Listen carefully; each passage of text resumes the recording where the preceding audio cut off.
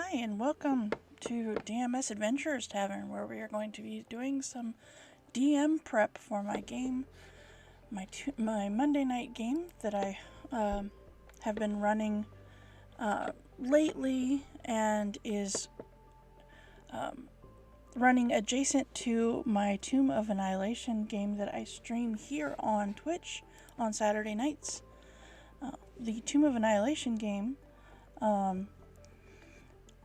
my players are they just completed session 4, and the VOD is available if you would like to go back and watch. It is quite a fun game. They are just getting started within the jungles of Chult and seeing what may come from their adventure.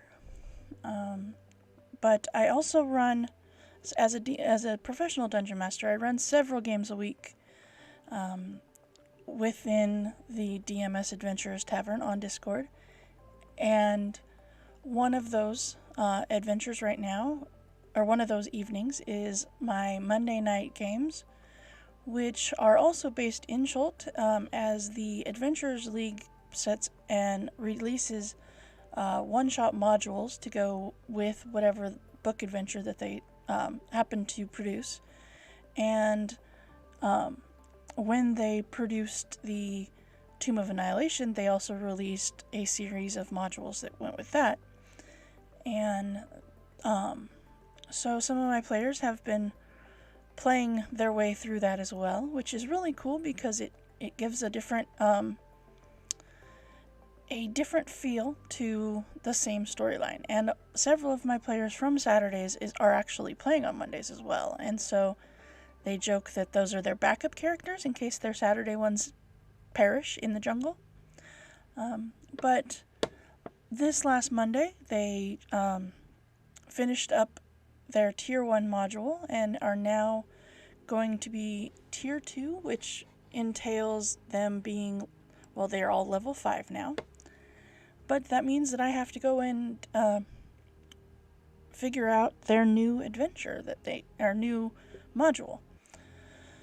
So that is what I am doing today. The module that they will be playing on Monday night, so tomorrow night, they will be playing the DDAL 0706 Fester and Burn. That, like I said, is a Tier 2 module that goes along with the Tomb of Annihilation. So, one of the things with the modules now versus back when Tomb of Annihilation came out, now the maps and whatnot are released with the modules tend to be more Roll20 or Fantasy Grounds friendly, as opposed to the ones that came out when this came out, which were more line-drawn maps, so that the DM could either draw out the map yourself or make it with terrain, or however you like to run your games. Myself, since we are running on Roll20, we will be doing the maps and stuff through there. So, depending on how much time and energy we have tonight, I may end up doing some map making as well as getting everything else prepped. This module has several handouts that go with it, so I will be typing those in as needed. And so I'm going to work my way through the module, and this means since it is a brand new module, it's going to mean that I need to bring in all of the what's the word I'm looking for? The monsters and NPC stats. So depending on if the stat is within Roll20 to begin with, or I may have to manually put it in. So let us see. Let's see here. So our first, so I purchased, or I have on my Roll20, the majority of Wizards of the Coast published stuff. But I have all of the ones that would have the monster stats or NPC stats that would be available. So if that is the case for you as well, or it is a monster or NPC that is within the SDR or Open Gaming License, this would be how you bring it in. So one of the monsters within this is the Allosaurus. So you would go to your compendium, which is the little I, and you're going to, actually, you know what? Let's actually make a new page. Let's duplicate the page. Let's duplicate it. That way, we can go here, we can bring on things, and we don't have to worry about my players seeing them. Or in case we forget to delete something. Alright, so you pull up the compendium, you search for whatever the NPC or monster that you would like to bring in, and then you just drag it onto the page. Now this should, if Roll20 is cooperating correctly, it should bring it up on its own character sheet. You will also find that when you do that, it will also bring it up and put it into your journal. That means that that character sheet and token are now available for use. Alright, so that being said, let's see here. Music's a little bit low. Let's see. Let's bring this up. There we go. That's better. Alright. Okay, so that is how we bring in that. So let's go and see. And then I usually put them into a folder NPC characters. But let's go see if we can find this other one, because I think I might have to actually make this one in. Yep. So this module calls for an albino dwarf. That is not a one that is in the compendium. So we need to make a brand new character sheet for it. So we're going to do, so you add a character sheet. It's going to bring this up for you. You're going to do albino dwarf. You don't need to worry about it being in players' journals or can be edited and controlled by, because if it is set to nothing, that means that it can only be seen or controlled by the DM within the journal. If you drag the token, which we will do later, then it can be seen by the players. The token can be, but the character sheet, which is what we're going to use right here, cannot be seen by your players. Alright, so this is an NPC, so we click NPC, and then we just go through and we fill out this information.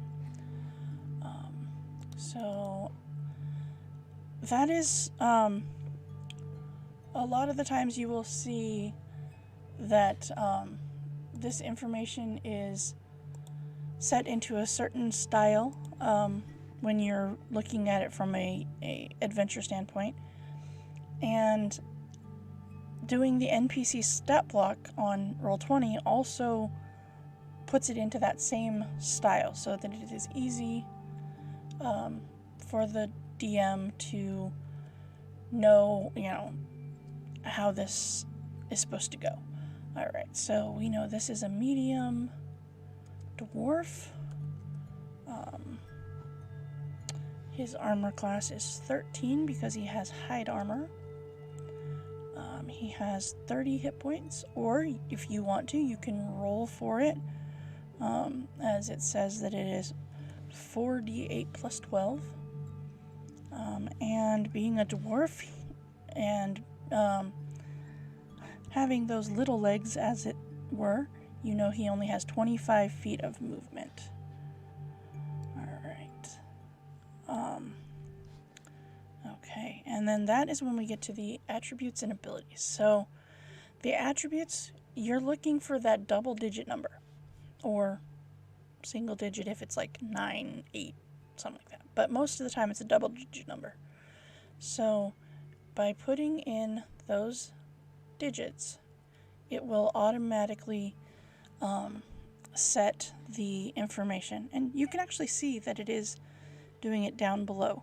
So it automatically shows you what the modifiers are. Okay. Now, depending on the NPC, they may or may not have bonuses to saves. A lot of them do not. It is only certain ones that have bonuses to saves. But like if you're making an NPC that is actually, even with your characters, like as in a sidekick or traveling buddy or whatever, you might notice that they need to have those saves and stuff. Alright, and then you go into the skills. This guy specifically has a, and you're going to do the +4 or plus whatever total it is. He has a +4 to perception, and he has a +3 to stealth and +4 to survival. Alright. Apparently he is probably, so the hit points tell you what level he is. So he is a 4th level character, as it says 4d8.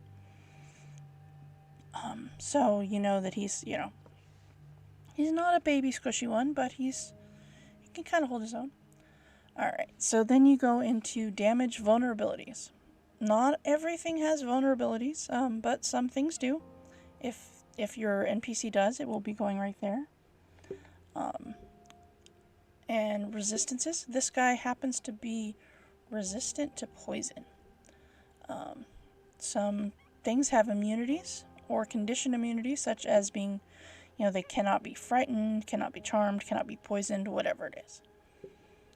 Senses. So this is where, dark vision goes, and you're going to put dark vision 60 feet or more, depending on what it is. And then languages. This guy speaks Common and Dwarvish. Alright. And he is a challenge rating of 1/4, which it will automatically do the XP for you, which is nice. Alright. So that is the majority of the things that fall under the NPC stuff. Now, if you want it to be able to roll damage automatically whenever you roll a hit, you can do that. If you want to show his name when he rolls, or you do not want to show his name when he rolls, you can choose that. Otherwise, go here. But you notice that there are still some items missing from this list. Well, if there is an attribute that the NPC has that you want to have on here, such as Dwarven Resilience,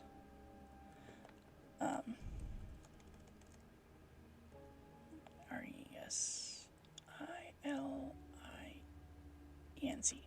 Totally just drew a blank on how to spell resilience. It would go within this first set of spaces, and this is where you would put the so the dwarf has advantage on saving throws against poison. There we go. And then you just click the cogwheel and it is there. Now, he has an action, of course. Action most of the time, if he's not a spellcaster, is going to be some kind of weapon. And this guy happens to have a club. So there's 2 ways to do this. You can type this in, which is one way to do it. Or the even easier way to do it, if you need, if you want to do it this way, is you can go into your compendium, choose the weapon, and drag it onto the character sheet. And it will automatically put it in there, and it will put the damage and everything there. Alright, so that is our albino dwarf character sheet. Well, we need to find him a token. So, since we know that this guy, alright, he is a dwarf. Let's see what we've got here. Let's see. We've got some new ones that are out here now. That's not a dwarf, that's an elf, so that's not gonna work. Nope, that one's not gonna work. Let's do, how about this one? So winter dwarf. That's not really what I'm looking for. Well, let's see here. You can always, find something that you might want to use. Let's see. So humans, the tieflings. Let's go to Dungeon Master Guide tokens. I don't know. He's kind of light skinned looking. Oh, there we go. Let's use this guy. All right. So we found the dwarf logo or token that we want. So we're going to go to Edit. And we're going to drag this on as the avatar. Cool, right? Okay. So now when you go to your journal, you will see it has a avatar thing. Well, if you go here and drag it onto your sheet, you will see that it will come in at the size of whatever your grid is. Now we know this is an albino dwarf.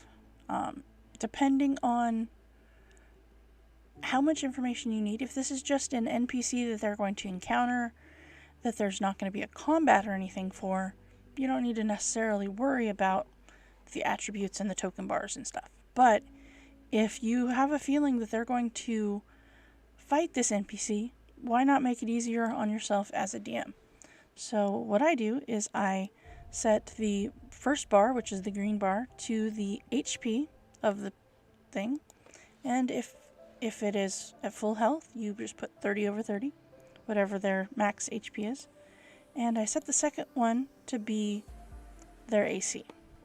If they're a spellcaster, or if there's something else that I need to know what the attribute is, you can always put it into the third one. And if I want to see their nameplate, I can just click nameplate. And now you will see, and I'm going to zoom in on here, that this dwarf guy, you can see the green circle above him is the HP that he currently has. The blue one is his armor class. And you see that he has his name on the bottom. Now, in combat, sorry, I'm getting ahead of myself here. Now that you've got that situated, you go back to the character sheet, back to edit, and you use selected token, and you see that it brings it up there. That means if you close that out and you accidentally delete that or whatever, and you drag it back on, it's going to bring it back with all of those settings already established. If you don't save it as the selected token, it will drag it back on and it'll be the token there, but it will not have those other things set. So just make it easier for yourself and have those things on there so that you are ready to go in case there is an encounter. One of the things how it makes it easier to have this is, and this is the case for player tokens or NPC tokens or whatever, the 3 circles that come up when you click on your token, if you go and you click on one of the circles, such as your hit points, it brings up a little white bar. Say your character took 5 points of damage. Within this white bar, if you put -5, it is going to automatically delete it from your total. That's going to mean that it is going to move this green bar that is right here across as your hit points go down. And that just makes it easier so that you know how many exact hit points that person has. Now, the click on it and using these things are available for all of your players as well on their player tokens, as well as this little circle down here which has your condition markers. Alright, those are accessible by your players as well, but only if they have access to a token, such as their own token.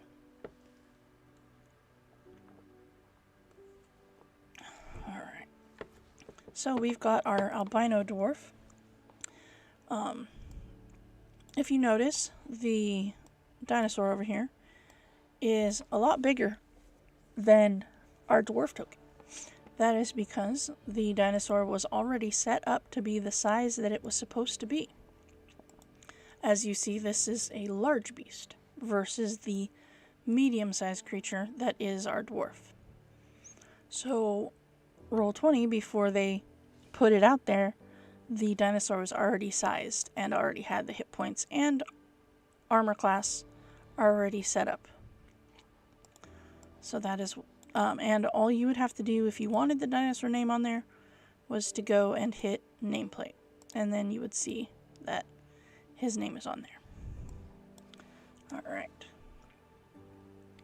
So let's see, what else do we have? Alright, let's go add another one of our NPCs. Okay. We have a flame skull. Alright. These guys are fun. My players don't like them so much, but I think their artwork is pretty awesome. Okay. So, we have our flame skull.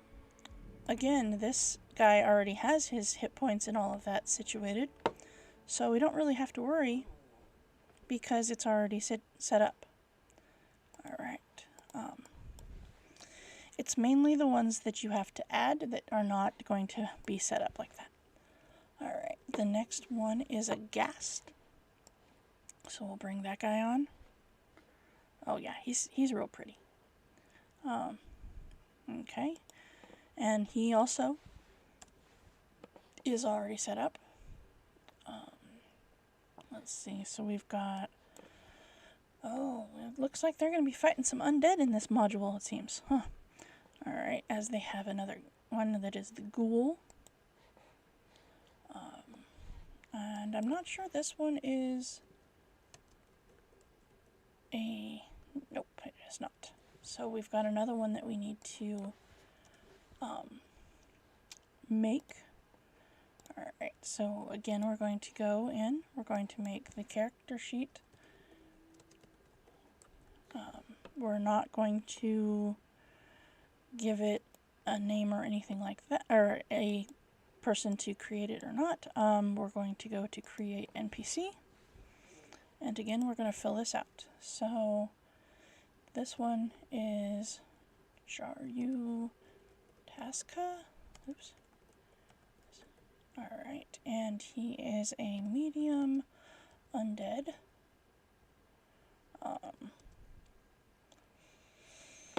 And you can put their alignment if you want to put that. A lot of them, they do. So, alright, so he's got an armor class of 12 or 15 with mage armor. He's got 67 hit points, which is 98 plus 27, and his speed is 30 feet. His attributes 10, 14, 16, 17, 13, 15. Alright, and this guy happens to have some saving throw things, so he's got a +6 to intelligence and a +4 to wisdom. Alright, and his skills are +6 to arcana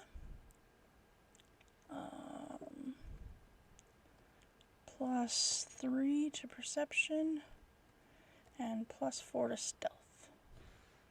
Now, remember how I said there's some that are resistant and some that are, some things that are not. He is currently resistant to necrotic.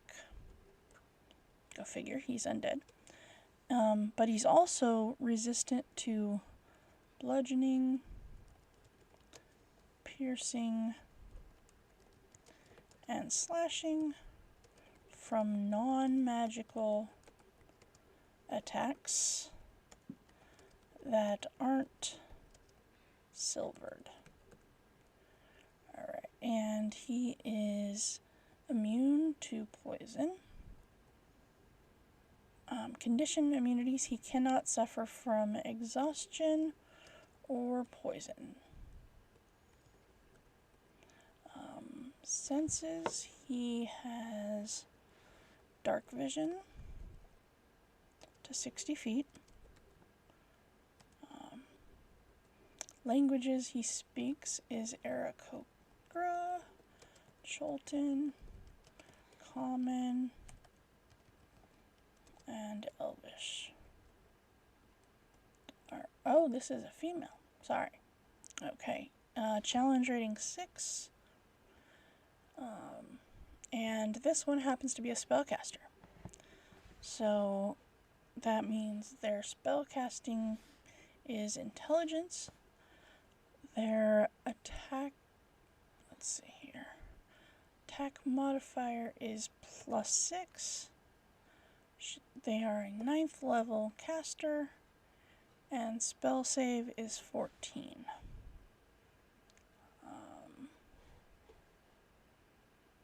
Alright. And so let's see. Toggle. Alright. And by putting toggle, whisper toggle and attack toggle, that puts these things up here. Okay, so we know that she has some special abilities here. So let's see. This is sunlight, sensitivity,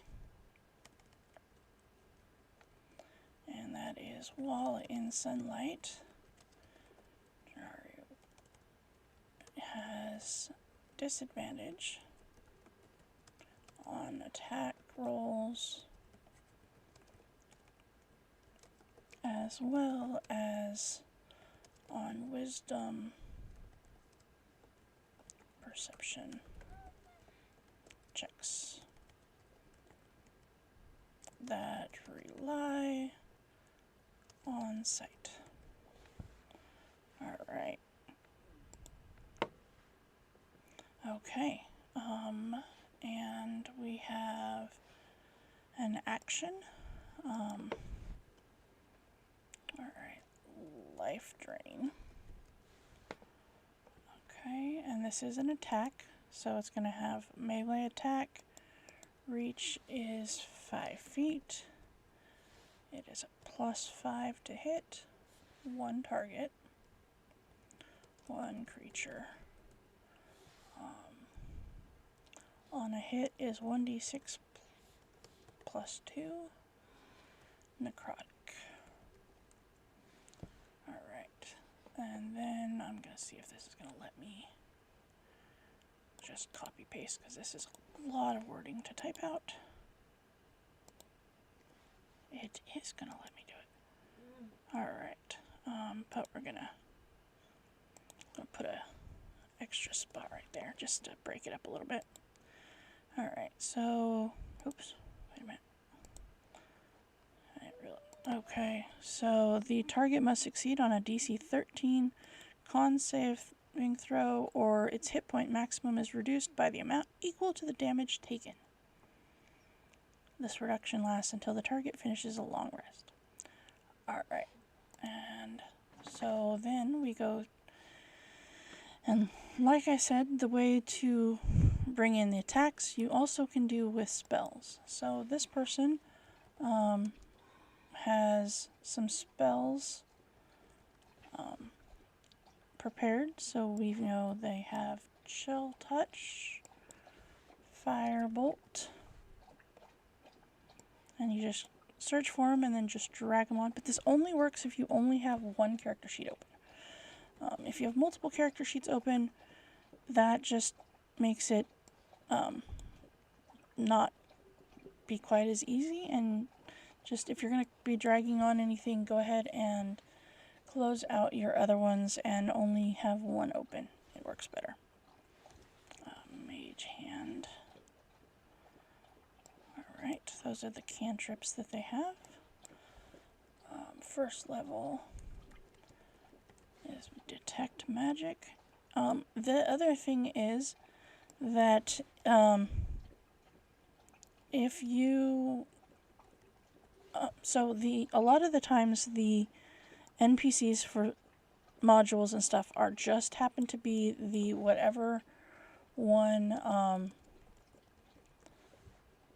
the generic already made mage or whatever is. If you don't feel in reading through the module that this is going to fit, or if that they would have other spells prepared, you as a DM are able to change that. Okay. And alright. So you are, yeah, it is within your power to change those things, so make sure you have the ones that you think that they would in fact have. This is the case, there is sometimes that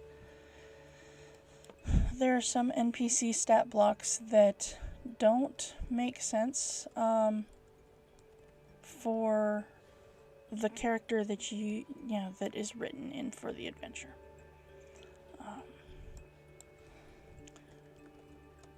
And it depends on if the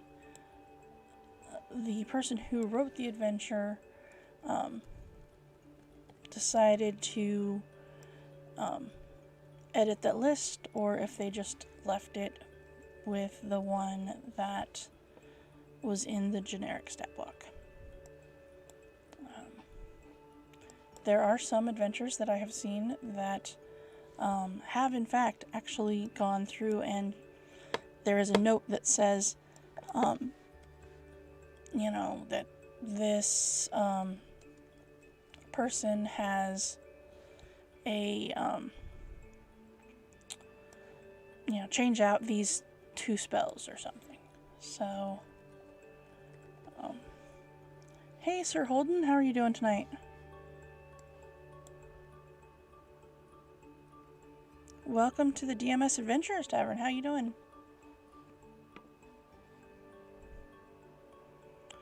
Okay, the other thing you need to make sure, and this is something that I don't worry so much about on NPCs because I'm usually keeping track of it, but it makes it easier, is you see this is the number that they have of available spell slots within that level. These are how many they have left. So at the beginning of the session, if you go in and you set the number to be whatever that is, you know how many spell slots they have left. Oh, hey, that works. That works. Do you use Roll20 as well?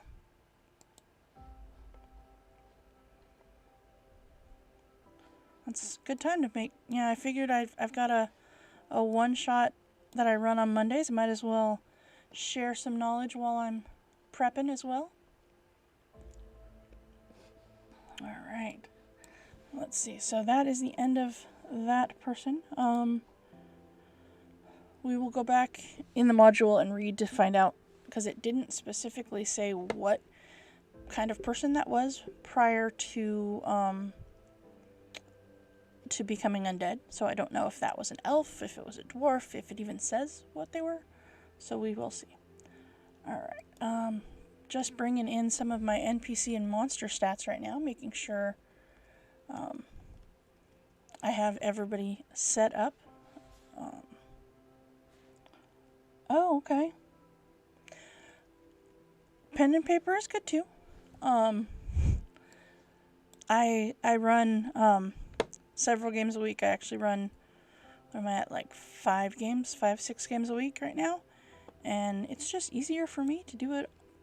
Since it's online, doing it through Roll20. Um, but hey, I've been there, pen and paper. Yep, definitely been there. That's very cool. Let's see here. I think this might be. Oh wait, we might. Hey, look at that! We actually have a thing for that.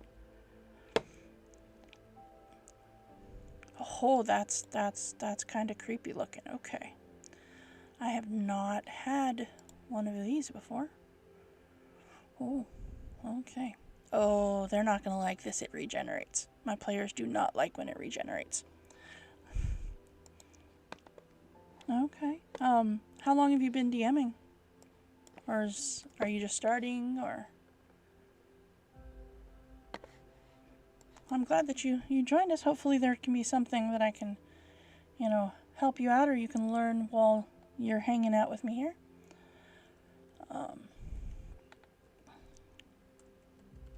Yeah, I have been running games online since 2019, since like September of 2019. And have been running almost daily since the pandemic stuff happened.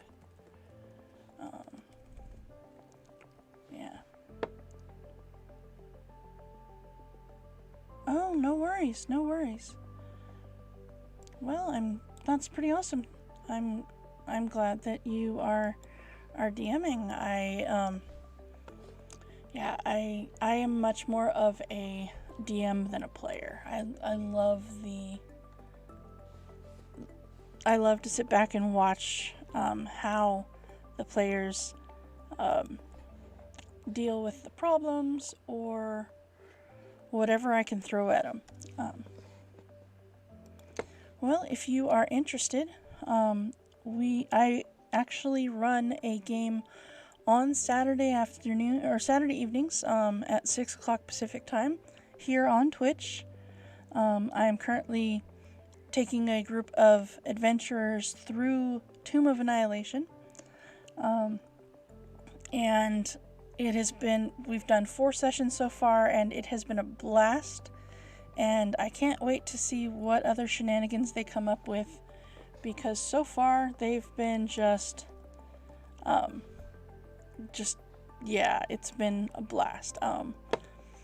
You can actually find this week's VOD here on Twitch, or you can find. I'm working on getting them all up, but you can find the others on our YouTube channel. Let's see here. Let me get that for you. That is. Let's see. That would be the one. You also, I think there is a link at the bottom of this this page here on Twitch as well. But oh wow, that's awesome. Well, very cool. I'm glad to have you here. Awesome. All right. Well, it looks like I have gotten all of my NPC people inputted in here now. There's just a couple of them.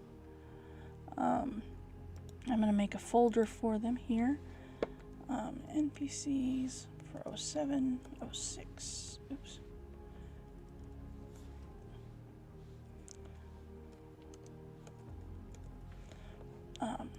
So this module that I'm prepping for is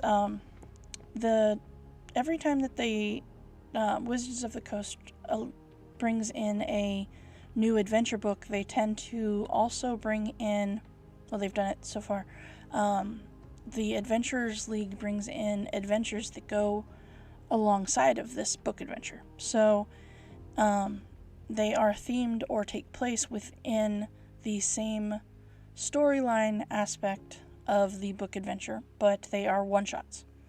Or some of them are like trilogies, but they can be played mostly within one session for each adventure. Hey, Evil Andy.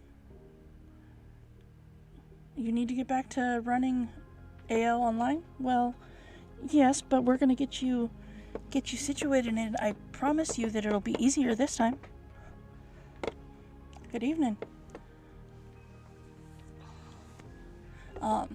Sir Holden here says he's also doing some DM prep, but doing it the pen and paper style. So, yeah. All right. I was just saying we dragged on our NPCs here for this module. 98% of what I run as a DM is Adventure League legal stuff. There was one module that I was running that was not AL legal. It was the one that was just released this last year for Red Nose Day. And that was just because it was a blast. Sir Holden, I am here to guide you. And actually, if you would like to play in a game, you can find me on Discord under DMS Adventures Tavern. That's actually where we got our start. And like I said, I run games almost every day now. I have games on Monday, Tuesday, Friday, and Saturday at the moment, because I have switched up a little bit of stuff in my schedule right now. But if we can get some more players together, I was at one point, Evil Andy, at the beginning of the summer, I was actually running games Monday through Friday. Monday through Saturday, at night for adults, and then I also had between 1 and 3 kids games that I was running through in the mornings, Monday, Wednesday, Friday, depending on how many kids I had. Yeah, it was crazy. All right.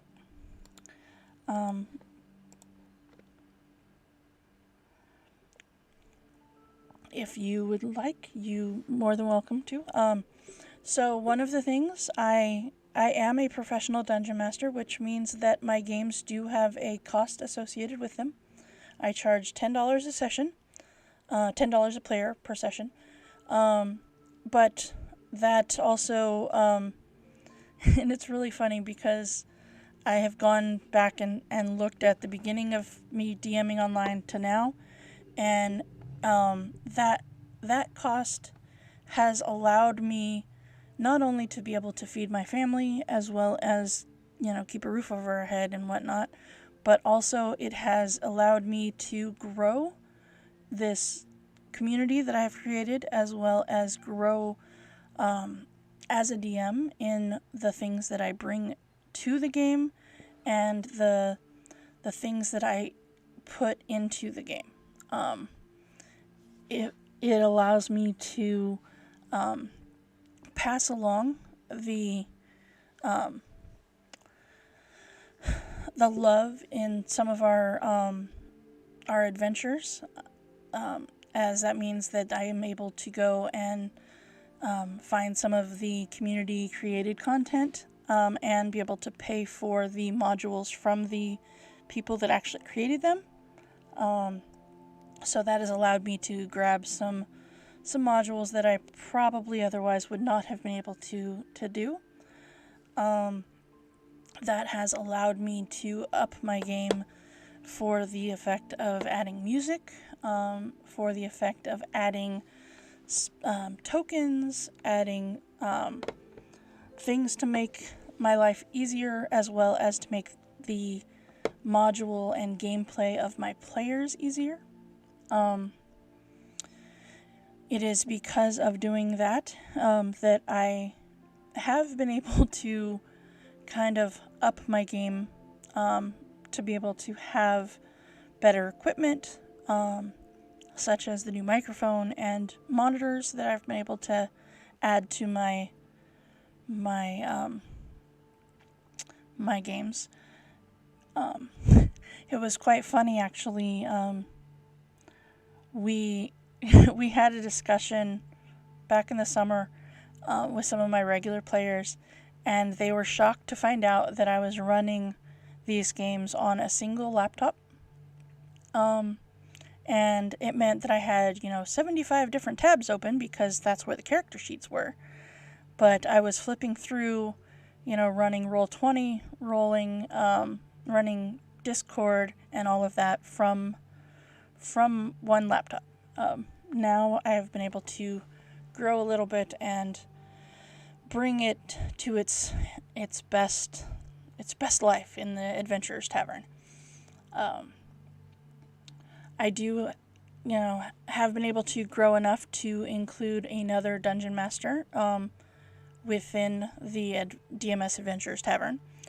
So I have a gentleman that is currently running Rime of the Frost Maiden on Wednesdays and Thursdays. So in actuality, DMS Adventurer's Tavern as a whole runs games Monday, Tuesday, Wednesday, Thursday, Friday, Saturdays. So 6 days a week. Yeah, it's a little crazy in this tavern.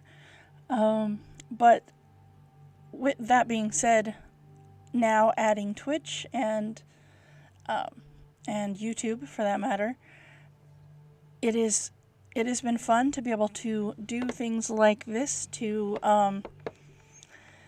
share my knowledge and to share the things that I have learned with those that I can.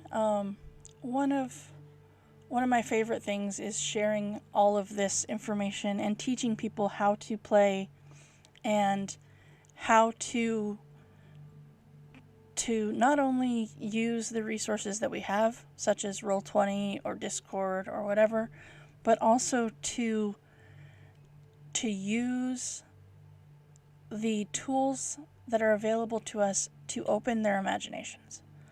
I personally really love running adventures that have a module, as opposed to maybe homebrewing everything.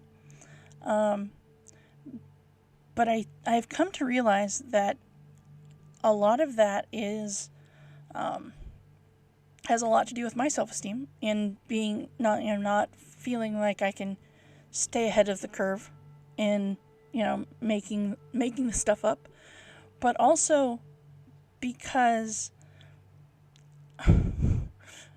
I know my players, and it's much more fun to have a module written out that I know and I can learn ahead of time, so I know ahead of time things that they are potentially going to ask. And this also allows me to twist things to make them my own, which are awesome. Alright, so if you are interested in joining the DMS Adventurers League Tavern, you are welcome to join us. And that is... Alright, there you go. Okay. So, alright, let's... I kind of went off on a tangent. Sorry, guys. It's one of those nights. Alright, so one of the other things that this module has is handouts. So, to do a handout, that's the mysterious note. Some of the handouts have actual titles. This one does. It is the hold-up notice. If you want it to automatically be within the player's journal, you can choose to do so. Or if they want to be able to edit it, you can do that as well.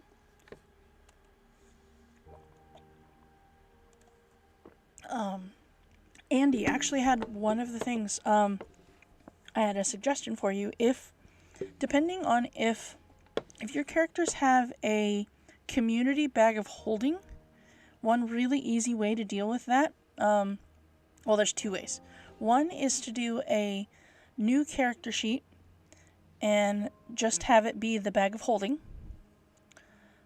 Or if you would like, you can do a handout and you can set it to be in all of the players' journals and can be edited by either all of the players or can be edited by, certain players or whatever.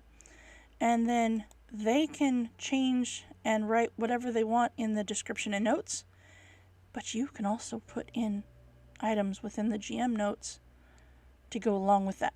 But that is one way I have found that makes it easier to have a communal bag of holding. This also works really well if you've got somebody that is taking notes for the group as to possible quests or stuff like that. You can have, just a handout to have it be, what's the word I'm looking for here? Community, notebook or whatever.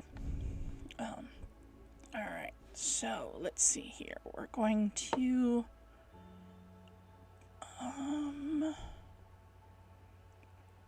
alright, we're gonna do this. We're gonna put it at, we'll do a 2. Alright. Bear with me.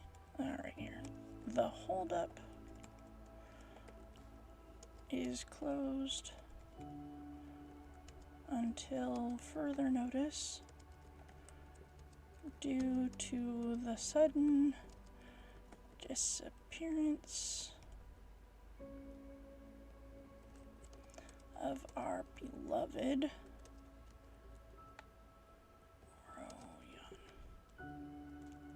Alright, so this is a handout that is going to represent a sign on the door of the location known as the holdup.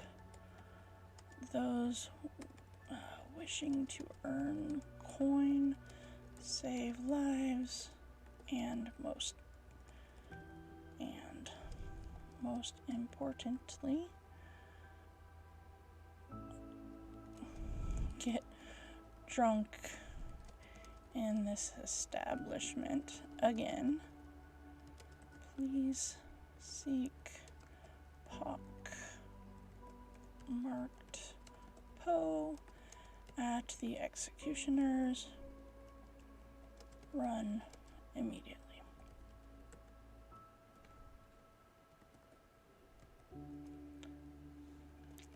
Time is of the essence. Alright, so, okay. Now you see that this is just simple, simple sign. We can make it a little bit nicer here. Let's see, we'll go,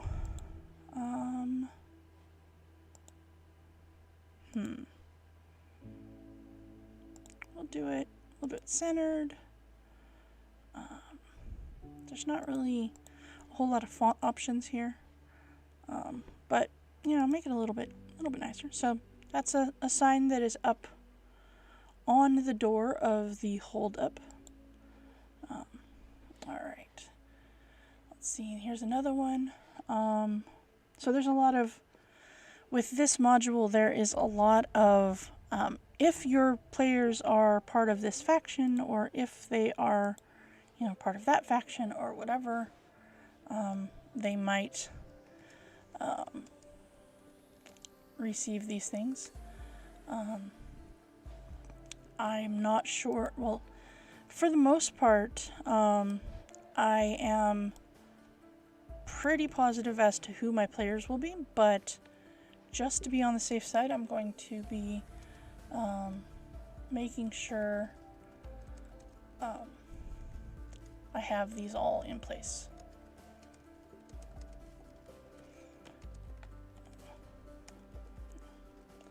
Alright. Sometimes my fingers get ahead of, or my brain gets ahead of my fingers. There are lives to be saved. Going to be made.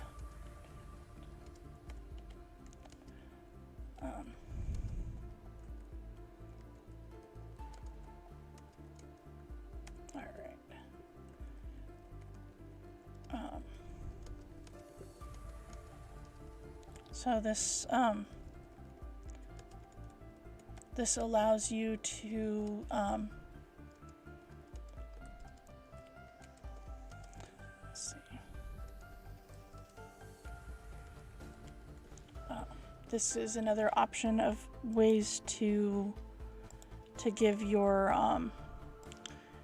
players a way to learn about the mission. Alright. Let's see here. Alright. If you guys have any questions, please feel free to shoot them out. I know this is kind of a little bit boring, but, you know, it's one of those things that you just kind of have to do to be ready for your game. So this one is a letter to Pockmark.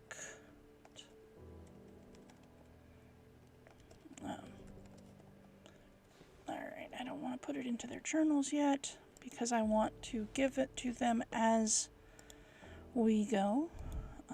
Alright, so Poe. You don't know me, yet I know you. That's all kinds of creepy. Alright. Time runs short for Burrow. Oh. Brazen. Mandolin. Dunlo. Mercer. Lily. And Grunk. But you might still save at least some if you find them before tomorrow. Signed, a friend. Alright, so we know. Alright. Okay. Alright, so there's that one. Okay. Now, let's see here. We have some, let's see if I have them available. I don't know if I do. I think so. I'll look up and find them. So we have some letters from the factions. And because we have these things, we can actually use, you know what, I'm pretty sure I actually have it within my pictures, my library. So we can actually use the faction logo. There's a lot of pictures in here. Let's see here. Oops. As the picture within this thing so that they know which faction without even reading the letter.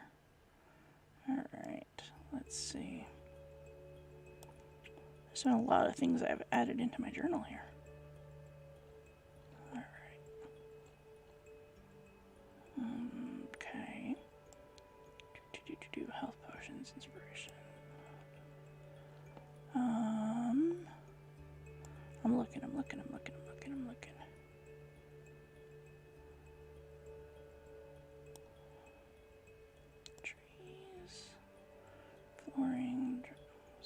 can get rid of some of this stuff now that I have access to other things.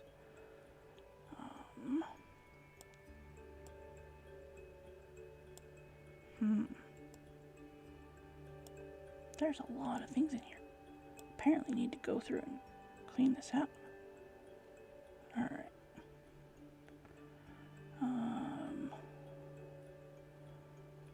Alright. I know that it's in here somewhere. It's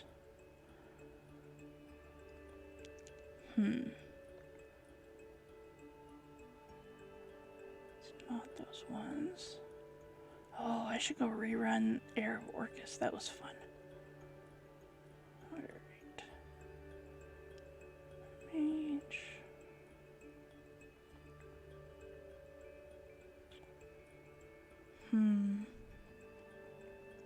Okay.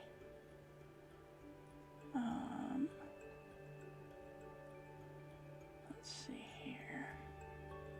Should be right in there. Somewhere right here.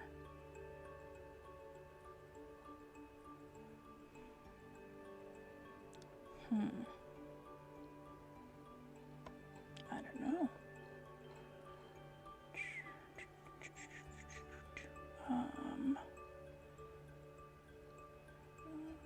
Tablets.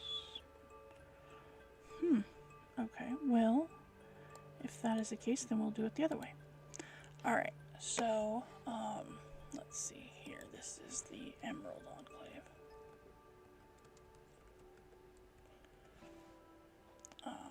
Alright, so,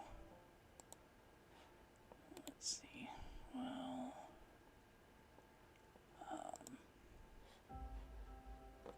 okay. We will get that, and we will put it right there. So we know this is the Emerald Enclave letter. Alright, and so now we have their logo with it. Okay, something dark and corrupt is empowering the undead. Thank you. Indeed. Is empowering in the old city of Port Nanzaru. Because why would it not be in Port Nanzaru? Because that's where we are. We think this source of necrotic power. Twitch is pretty awesome. I will admit that. May be tied to the people who have gone missing. If you come across this foul, unnatural magic during your search for a burrow, yawn, end it. Okay then. That was pretty short and to the point. Alright.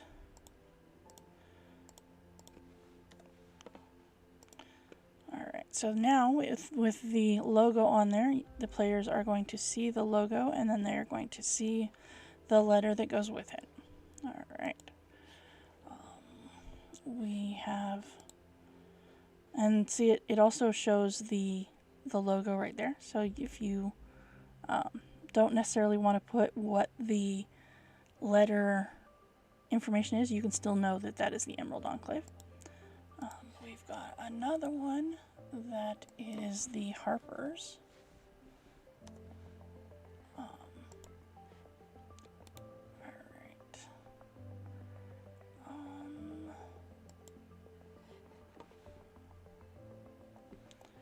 And let's see here.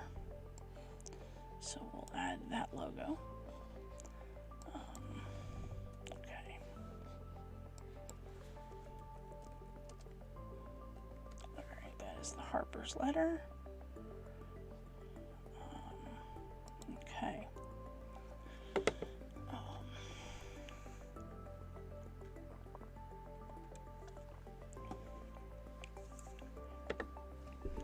All right. Well, Sir Holden, if I have to say, if you are impressed with Twitch, please make sure that you follow me here, as well as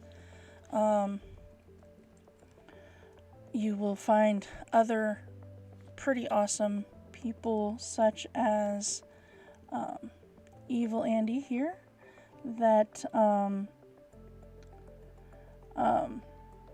okay, apparently he wasn't playing a game, but he does in fact actually run games on Monday nights as well. He is running a what is it? The Theros campaign. And it's for somebody who doesn't or has never played Magic and hasn't really looked into or learned that much about the lore that goes with it. It has been really cool to learn from Andy. So that's been really cool. But he's also part of a group that is of a couple of different DMs that go and run different games, such known as the Adventure Archive.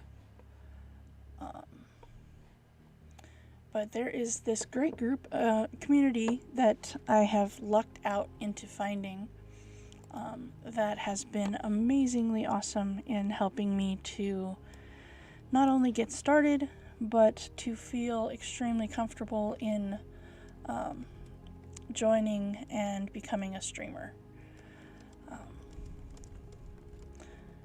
Yeah.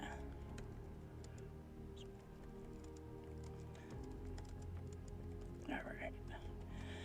Dear Harpers, I appreciate that you thank us ahead of time for the dangerous mission that we are about to undertake.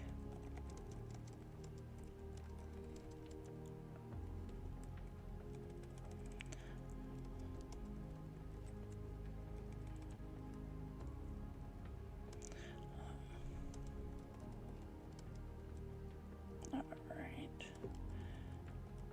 Apparently, mandolin is a tabaxi.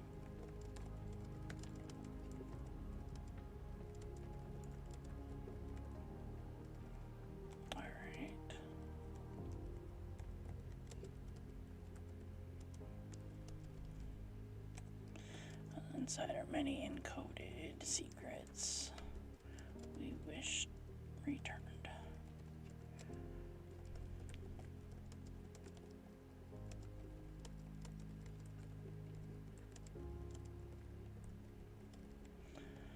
All right. Okay. I also have in doing this, I have undertaken also becoming almost what is referred to as a variety streamer, as I'm sure you saw on the YouTubes as well, that I have started playing some video games on stream as well, which is kind of cool. Getting to share that and play around, so that's been fun. I have, let's see, recently I have played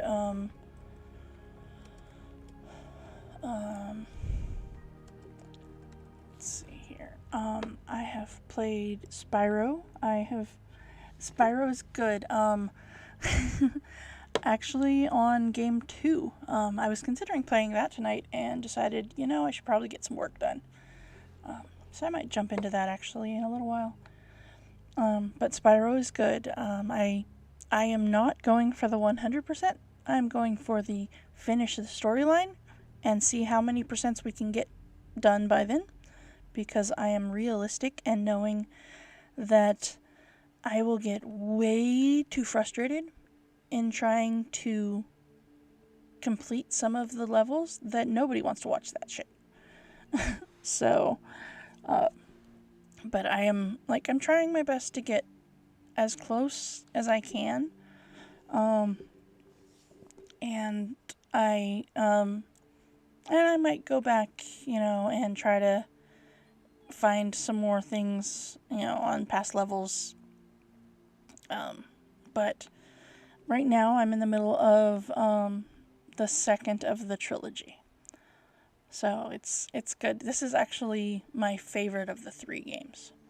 So it's the one that I've spent the most time to.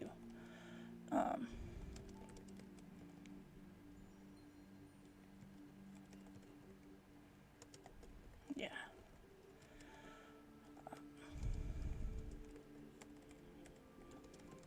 Yeah.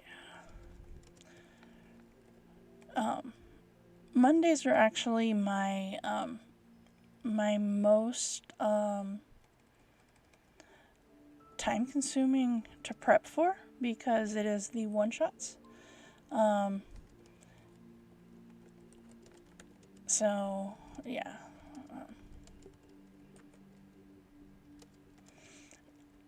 And I meant to do this a little bit at a time, but yeah, it's not a thing that happened.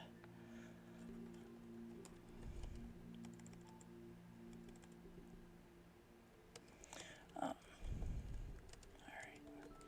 Charged with saving does not make it out alive.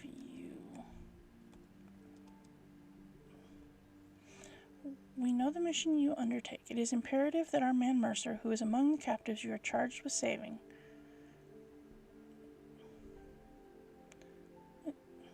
it is imperative that if our man Mercer, who is among the captives you are charged with saving, does not make it out alive, you recover his signet ring, so we might send it to his husband and adopted children back in Waterdeep. Alright.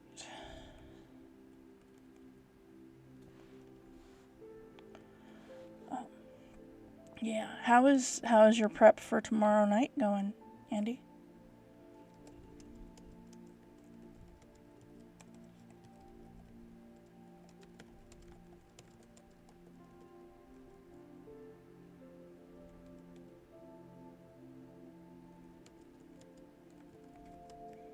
Family's crest.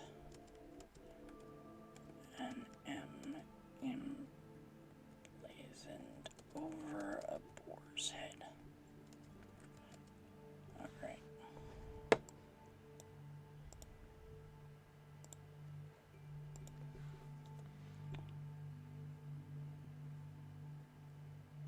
Okay. Well, cool.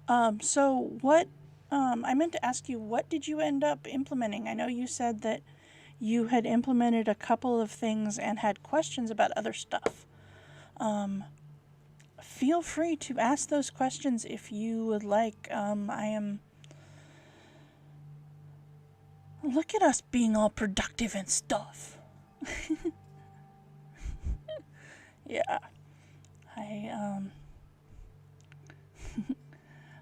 If there's anything that you have questions about, Andy, please feel free.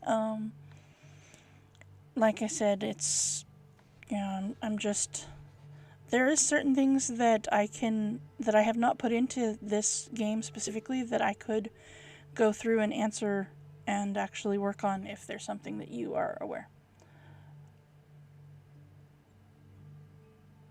Okay, so I did see you were talking about that on Saturday while you guys were playing. So to be perfectly honest, there is one condition where I have seen that the multi-layer maps work, but as a rule, your best bet is if it's like multi-layer, as in a tavern that you, or something where you have like the upstairs and downstairs. There is ways to do that. One such way, we'll go to the random battle map here, is you could do like level 1 over here, level 2 over here, level 3 and level 4. You could do it that way, which would amount to you just, that's not what I wanted. I need one of these. You have your players on this one, and then when they go upstairs, you just move them over or whatever. So that is one option. If you're wanting to actually stack, I would do separate tabs. But it depends on how big a map it is. Like I said, if it's like a tavern or a multi-level building, this works. So you have, 1, 2, 3, and 4. But I did see when I took part in a convention in October, the Autumn Revel one that Gary Con helped put on. That was really cool. There was one concept in the maps that was really cool, and they had, let's see here, let's see if it'll actually give me the thing that I want it to. Let's see. Hold on. Okay. So there was, okay, so I'm going to use this as an example. This is a pack that Roll20 put out, and it's a ship pack. So you have this ship. This is the hold.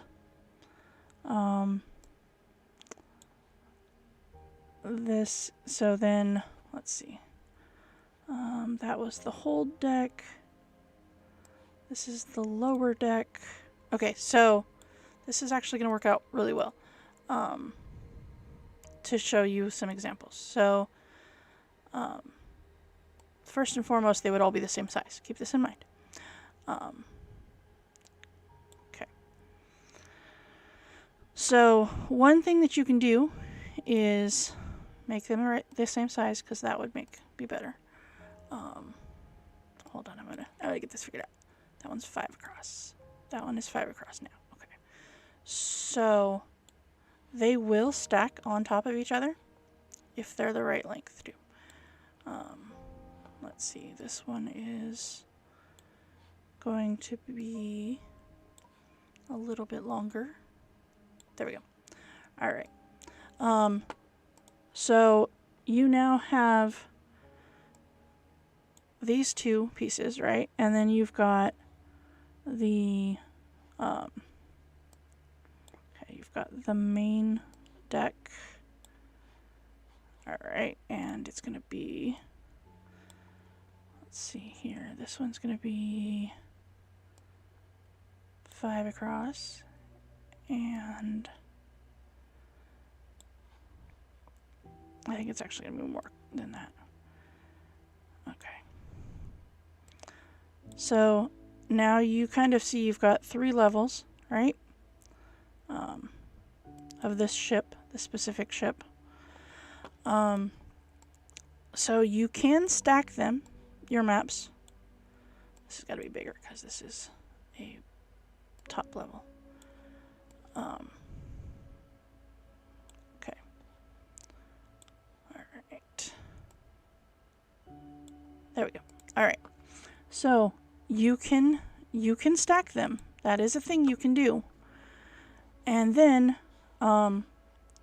what you do is, all right, we're gonna put these 3 So you can either do them side by side, like that, and just have, label them, top, lower deck, and hold. Or you can take them all to the map layer. And this is what I saw on the con that I ran, is they had them all stacked, and then when you needed to go to the next level, you go to the map layer, you take this one, and you put it to the back, and it goes to the thing that is next. And then you take that one, and you put it to the back, and then it goes to the next thing. And then you get to the bottom one, and you take that one to the back, and when you take the final one, it brings you back to the top. So that is an option. The easiest for you, honestly, depending on how big your map is just to have them be on, next to each other, like that. Even if it is on the map layer, to just have them like that is easier. Yeah, exactly. Yeah, you can do that.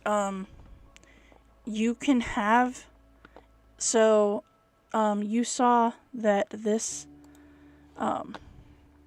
these have a nighttime option.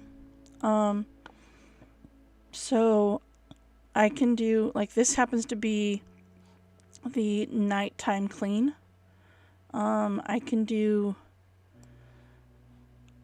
if you don't know for sure when they are going to be coming across this ship, you could have both versions of the map set up, even if it's side by side, and just have them overlapped so that you can send that one to the map layer. You can be like, oh, okay, they're gonna do this in the daytime. Then to put the nighttime map to the back. Or if you know that they're going to be doing it within the nighttime, to make sure that your nighttime map is up. So that is one way. But if it's somewhat smaller maps, I would suggest doing the side-by-side concept.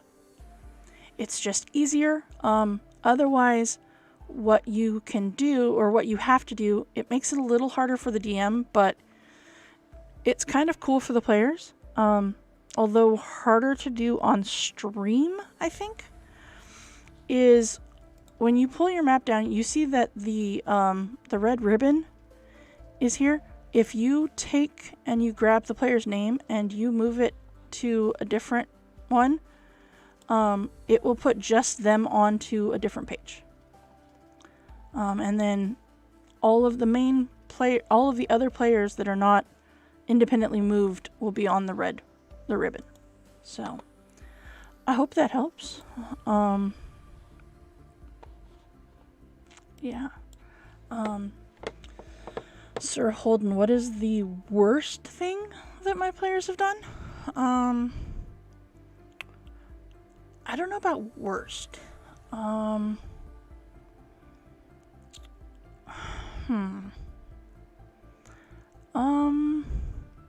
They've done some creative stuff. I will give them that.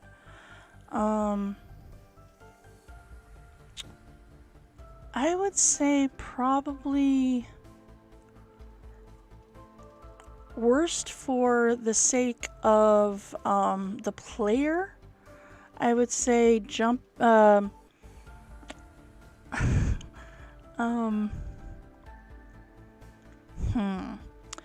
jumping into a coffin that you don't know where it's going is probably one of the not brightest places or things to do. Also,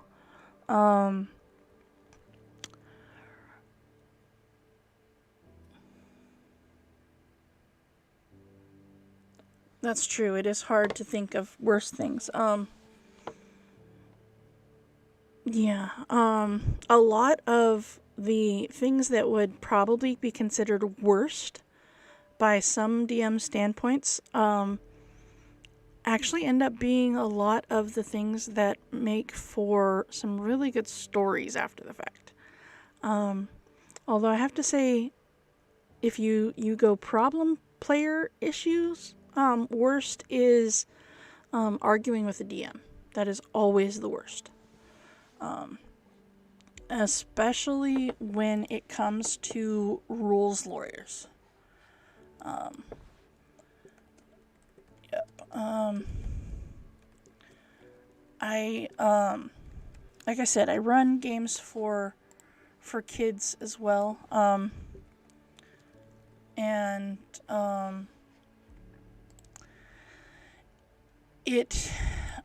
that's one of those things that I have to admit that my kids have been really good about, and like they laughingly say, the DM is God, but they've been really good about, not questioning some choices that I make as a DM. Now, don't get me wrong. If I am incorrect on a situation, I will admit that.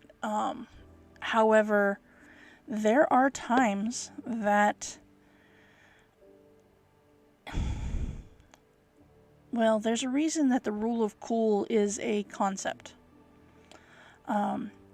There are instances where sometimes, for the sake of the story or for the sake of the players, there might be ways that I rule differently than I necessarily might have.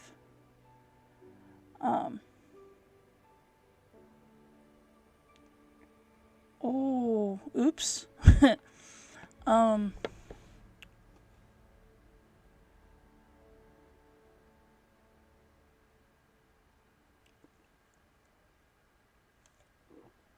But did he do it on purpose? I don't actually allow PvP. So no player versus player.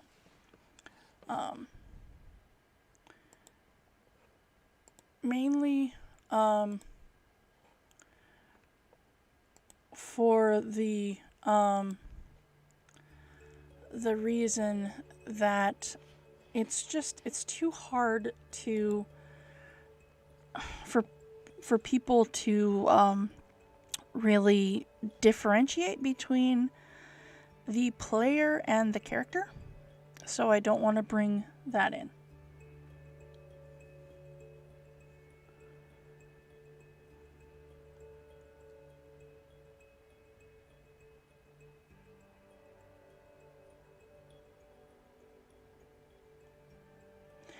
Yeah, I can. Wow. That's hard. Sir Holden, that's really hard. I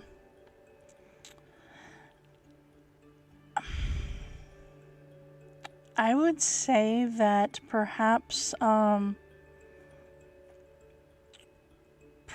you have a talk with him in and say, is there a, although that was one way to end the fight, is that the best way in sacrificing the other party members?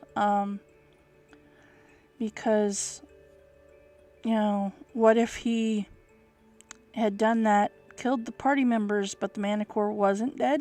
And then it would have just been him versus the Manticore. And perhaps he wouldn't have survived that either. Evil Andy, I've actually, on the kids' table, speaking of the kids' table, had a young man who, he would argue about everything for the sake of arguing. We had a couple of talks before and stuff, and he got under my skin, and thankfully my wife was in there, and she was a lot of the times when we would, because this was within our local game store, we would she would come with me, and then she would be painting minis in the corner while I ran the kids' table. And, she told me, go take a walk and calm down. And, he was very much just argued for the sake of arguing. But, your best bet when you have problem people like that is to, pause the game, pull them aside, talk to them. A lot of the times, if it is something that can be addressed at that exact moment, please do so. Otherwise, after the game is over, if there's a issue of some kind, speak to your players, because there might have been something that as a DM you were so ingrained in the story and all the things that are going on, because there's always a lot of things going on on the table at the time. You may have missed something, but one of the other players didn't. So, touch bases with your players. Make sure you guys are all on the same page. One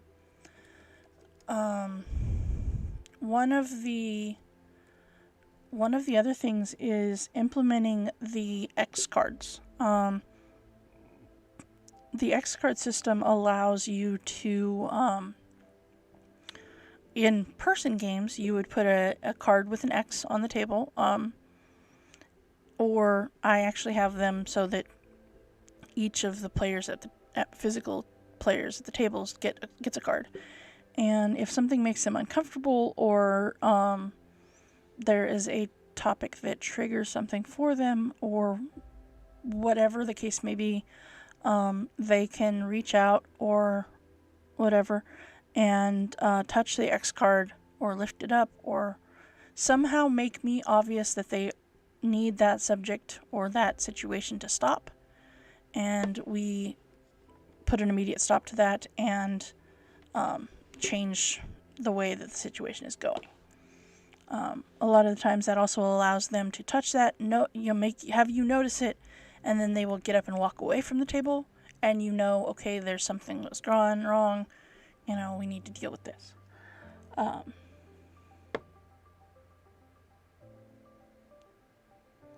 it was one shot, and fun part was that.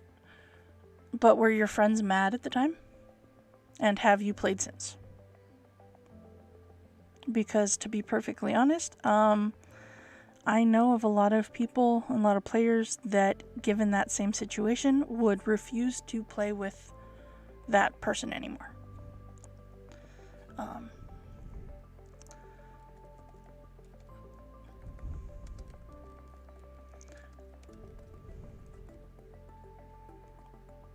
Oh, well, that's good. I mean, clearly, clearly they were okay with it. Apparently, not super attached to their characters, but that's good.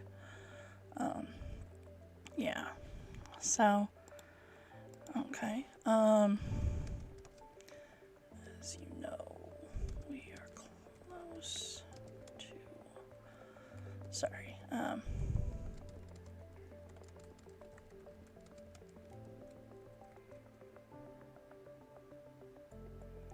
Oh, that's pretty awesome.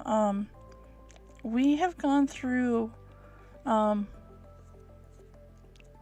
lot of different group dynamics of people and players and stuff. Even in my online games, we've gone through where, some people just aren't a good fit for others.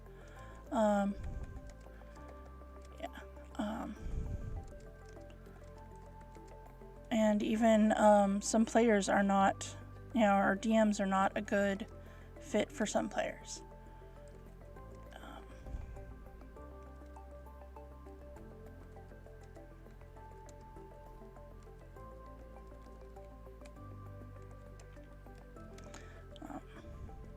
I actually had a player that was within the Discord that was not a good fit for my DMing style, as well as for playing with the table of players that they were playing with, and it was just a bad fit. And I talked to them, and they ended up going to find a different DM, which I wish them the best, and I hope that they can find that table and DM that they fit with.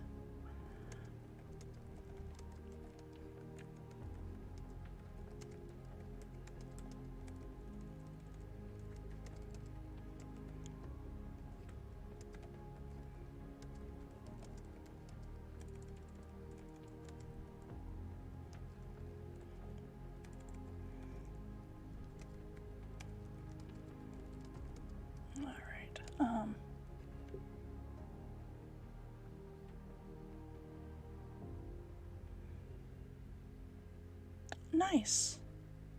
That's cool.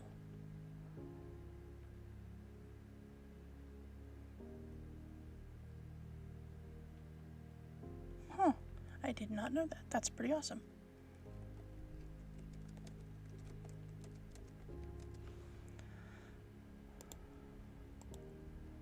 Alright. Okay. I've got one more. Let's see here.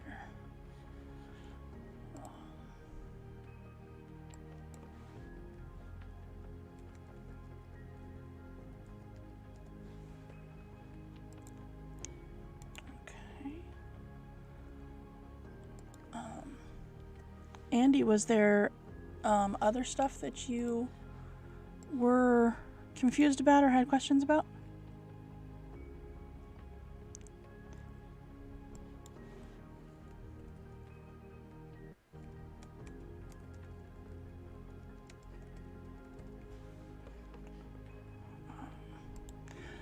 So, Sir Holden, is your the game that you're prepping, is it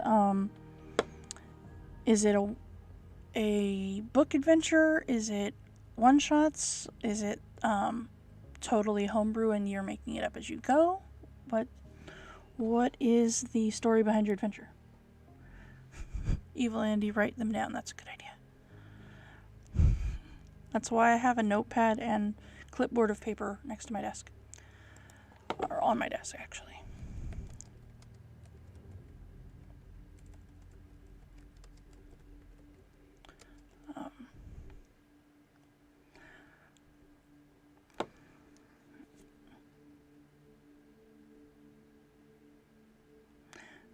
I understand, Sir Holden, I do, and it's it's really kind of a something to get used to be able to in essence be talking to myself until somebody comes to hang out.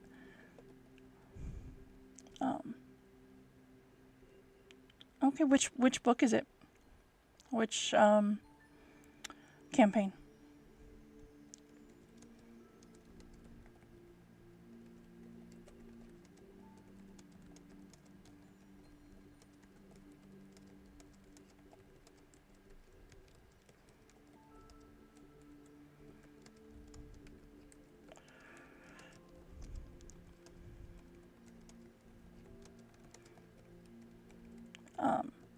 Andy, what all did you incorporate? Did you incorporate your the macros, or did you incorporate? I know you did the other browser window, which was awesome, and it looked amazing. I have to admit, it looked just as soon as I clicked onto your stream, I could tell the difference, and it looked really good.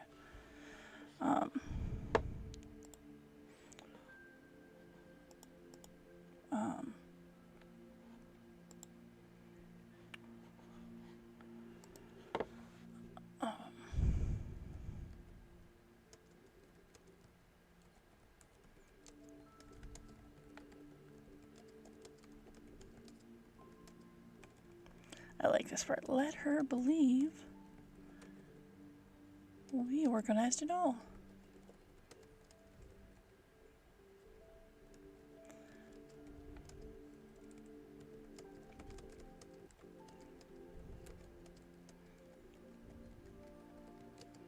Alright. Okay, so now I've got all those. Alright.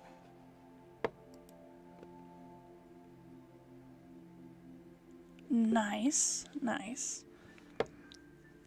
Awesome. Yeah, folders are super helpful. Did you, by chance, use the archived feature for your maps? So, what that means is so you don't have 75 million things open, because it takes longer for them to open. You go down here and archive. Nice. That is super awesome. That one of the things Roll20, I have to admit, does really well is that they allow a lot of people to be running games at the same time.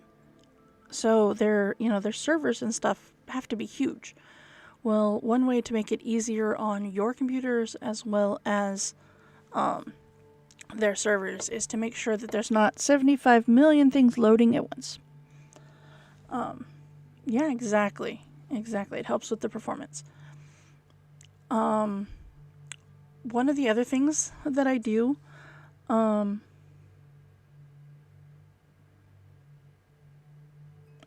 cool. Yeah, I have actually played or run Lost Mines of Phandelver a couple of times, so that's very cool. Sir Holden, the most recent kit that came out, which is the Dragon of Icespire Peak, is also very, very good for new players, and as well as can be used if you're doing homebrew stuff. You can actually use both Lost Mines of Phandelver and Dragon of Icespire Peak at the same time, because they actually take place within the same time frame. Nice. Very cool. That's very cool. I've actually played them separate or run them separately, but I have noticed some of the overlap that, given a homebrew situation as opposed to the Adventure League situation, would be really easy to incorporate some of the things back and forth. Let's see here. Okay, so alright, so we got done with the letters, so now I need to bring in the magic item. I happen to have the Dungeon Master's Guide, so there's a good chance that my magic item might actually be in my compendium. It is the Mace of Smiting. It is. So you can bring that in. It's going to come up with a picture, which looks really freaking cool. I wouldn't want to be hit with that, would you? So one of the really cool things with this is if you have a player, like with their character sheet, and you want to bring on something from the compendium, all you have to do is go to your character sheet. We'll just use this guy as an example, just because. So what you do is you just bring it and accept it from the compendium, and it will put it onto their character sheet. So what that means is, at the end of the adventure, whoever is going to be keeping the Mace of Smiting, it's really easy to just pull it onto their character sheet. That does give them the information about the weapon or the whatever it is down here, as well as equips it automatically. So that's kind of a cool way to do that. But it also gives you a handout for right now, so that when it comes time to share that magic item, all you have to do is hit show to players, and this screen right here will pop up on that for you. Hey, buddy. Are you gonna come help me do some prep? Yeah. Okay. Alright.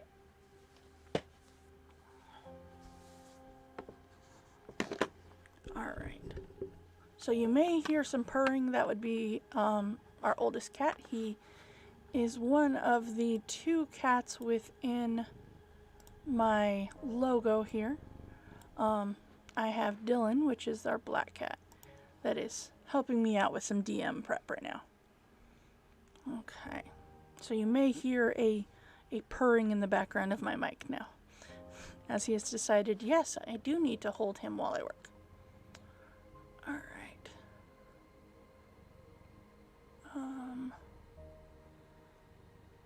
Okay. Alright. So let's see here.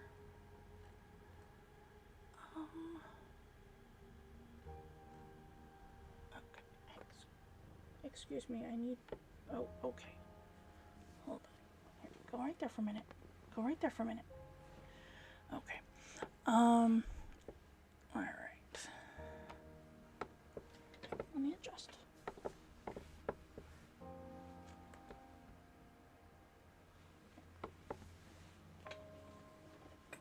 Okay. Get some adjustments here, since he is insistent. Come on.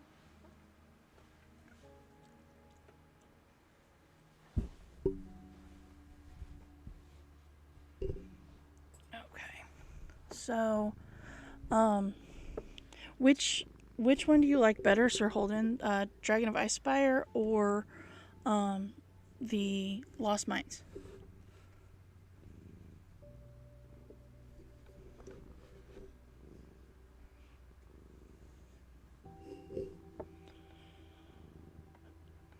Because I have to say I have a preference, but that's just because I really like Dragon of Icespire.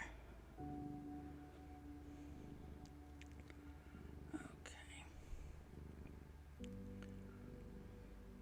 Thank you, buddy. Thanks for sitting with me. Okay. I've got another handout here. Okay. Let's see here. Letter to Jaru. Okay. Right? He's yeah. He's a happy boy. Yeah, they can hear you purring, buddy. Yeah. Yeah, he's a happy boy. Our 2 cats, both of them are very helpful when it comes to helping me to DM prep, especially. The littlest one, or the youngest one, I should say, not littlest, he's youngest. He really is the one that is known as my co-DM, because he would help me make maps. When I was making physical maps, he would go and he would help lay on them while I was trying to actually do them. But when I started running games online, especially the kids' games, Ashy, which is the youngest of the 2, whenever he would hear me say death saves, if he was asleep on the couch, he would wake up and he would come over and be like, "Mama, are you gonna kill them?" He would come and he would pay very close attention to the screen, which was really, really awesome. Yeah, it was really cute.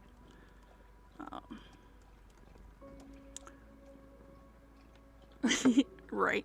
No, no. If we were to give the boys what like character classes in D&D, Dylan is very much the rogue. He is very much a tabaxi rogue, no doubt about it. The feline agility, the sleight of hand, the stealth. Yeah, he's Black Ninja Man. He's definitely a rogue. multi-classing into monk, monk rogue. But Ashy is very much the paladin, or even paladin or cleric. He's very much the healer and everything. He's the boy that, if you need a hug or you need to love on a kitty or whatever, you grab Ashy. He's the one that, does all the cuddles and loves. Dylan does it on his terms. He will cuddle you, but he wants to do it on his terms. Which, is quite often, don't get me wrong. Yeah. But, yeah, Sir Holden, they're both really awesome stories. I like the way that the Dragon of Icespire is written, in that the continuation of stories of how it's laid out with you get 3 quests to choose from, complete 2, then you get 3 more quests. I like that aspect. But yeah.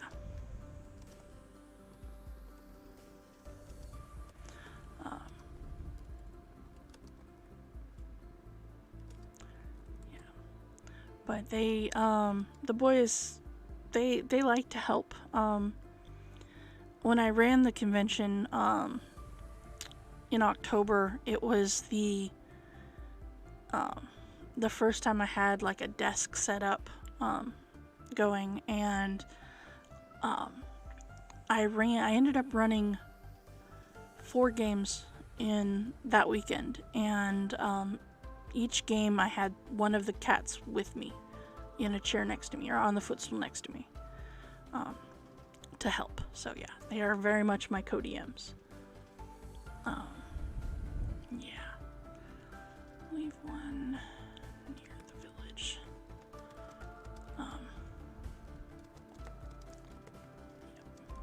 Yep.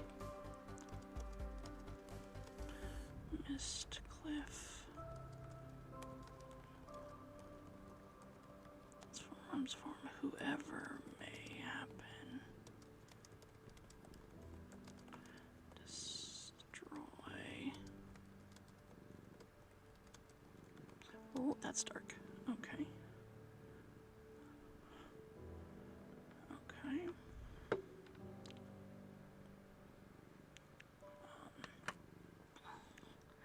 But yeah, I wasn't a cat person actually until we got Dylan. He came into my life with my wife, actually. Yeah, okay, so Sir Holden, if you go back and you watch the games, the Saturday games, you will understand why that is a sound effect on here, because not yesterday, but a week from yesterday, I started keeping track of how many natural ones we rolled within the session, and there was 18 natural ones within the session. That's on D20s. That's not counting the natural ones in like damage or whatever. Apparently, the puppy does not want to be left out. She is getting her toy. She got a Valentine's present from her Auntie Kate,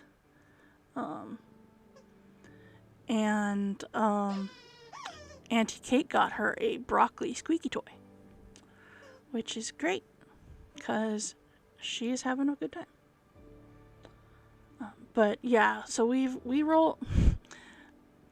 Let's see. I think there was only, well, actually, let's see how many. Wait, that's not what I wanted. Wrong screen. Let's see, how many natural ones were there yesterday? There was only 7 yesterday, so that's not too bad. But when it started, they turned it into a slight drinking game. it's a way to keep us hydrated, I guess. But yeah, so it's a sip every natural one. So yeah. But we didn't do as bad yesterday. We only had 7. But we had 18 the week before. It was crazy.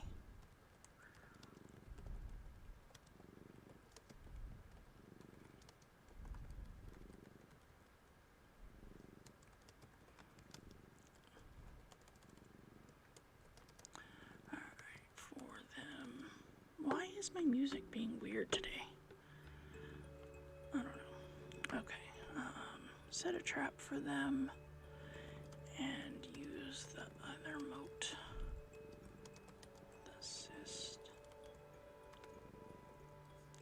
to turn these so-called heroes into undead lieutenants for my growing army.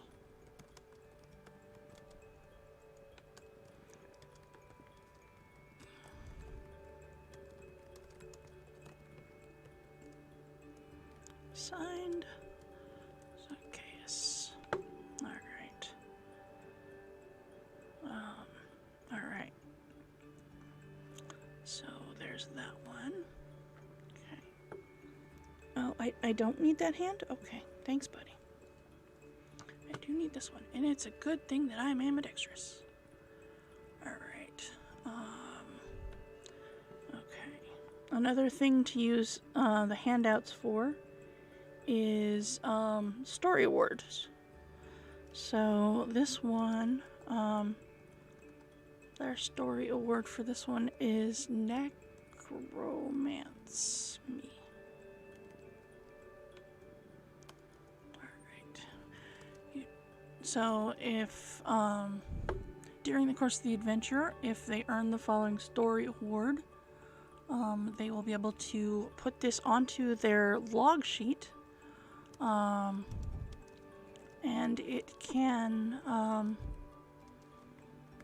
affect the life of their character in their following adventures.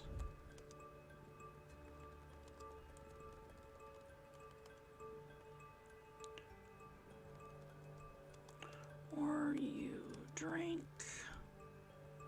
necrotic ichor after losing a chess match with the flame skull. Crackle. In DDL 07-06, which is the adventure that we're in. Fester and burn. The necrotic ichor that coated the ball,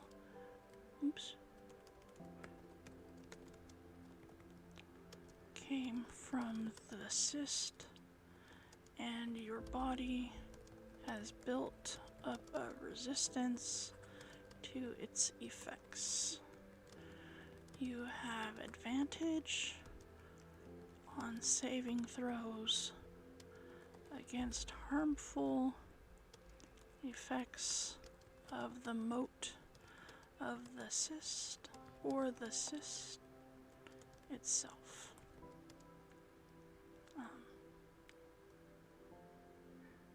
Yeah, right?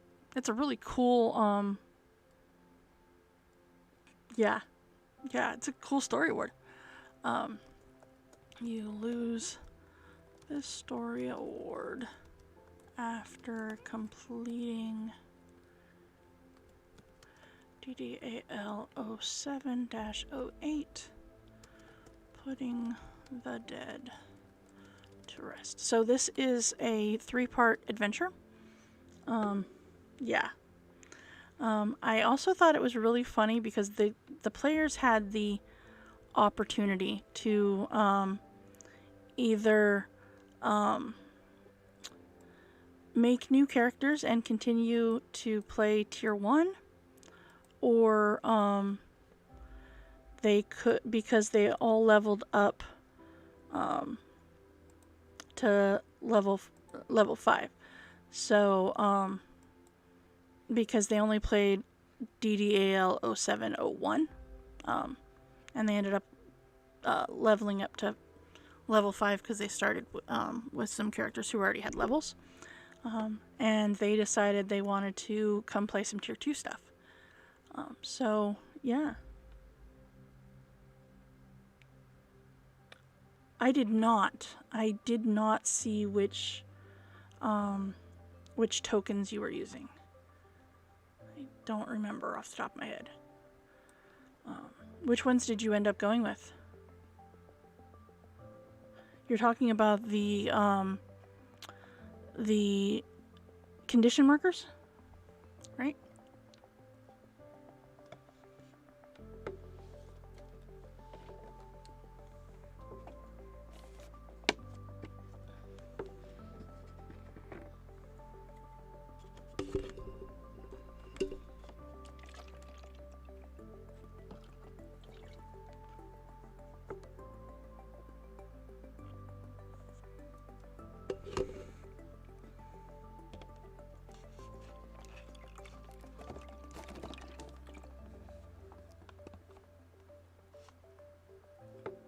Oh, okay.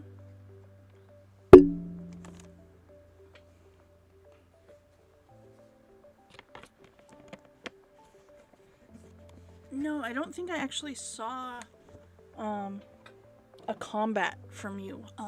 I didn't jump in until I was already done with my Monday night game. So, I don't think I actually saw combat. I think you were more in the narrative stuff when I jumped in.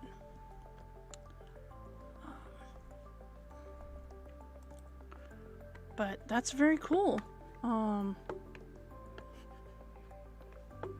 Yeah, that's very cool that you were able to find something that worked for you.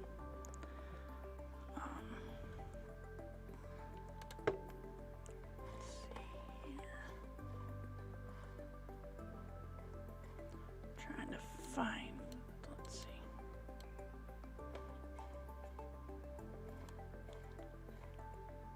Oh, okay. Gotcha. Okay, so you just made it so that they could see what the AC of the monster. Okay. Well, that works. Yeah, you can totally do that. That's awesome. That's very cool. Yeah, it works. I had was it yesterday? Yeah, I think it was yesterday's game that when they were playing, they were like, so I'm assuming that the AC of this thing is 9 since an 8 didn't hit and a 10 did. And I'm like, yeah, that's a good guess. So, yeah. It was pretty funny. Alright, let's see here.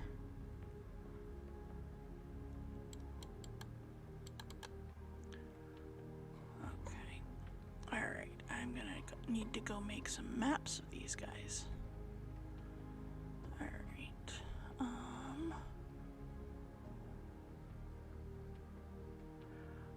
No, that totally makes sense. And for what you were doing, yeah, I get that. It totally makes sense for your players and for you to do that. So yeah, that totally makes a lot of sense.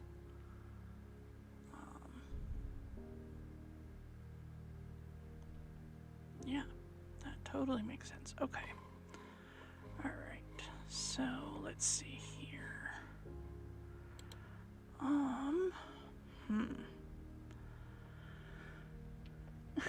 I'm glad that you were able to do that, though. That's awesome. Okay. I actually haven't ever done map stuff on stream, so this should be interesting to see if I can switch us over to get this to work. If so, I'm going to be switching over to make some maps.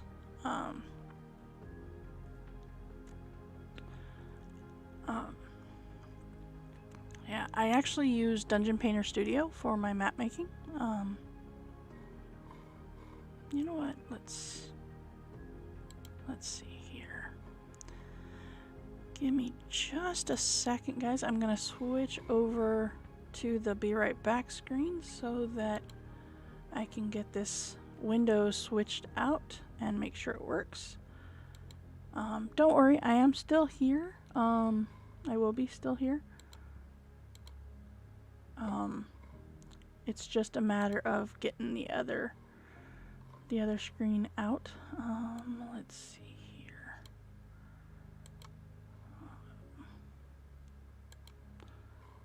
Let's see, window capture. Alright. So I use Dungeon Painter Studio. It is on Steam. I really like it. You can get it, I think it was like $15 or something. And yeah, I really like it. It has made my life a lot easier, in that I can make the maps that I want to or need to. Alright, let's see. I think that will work.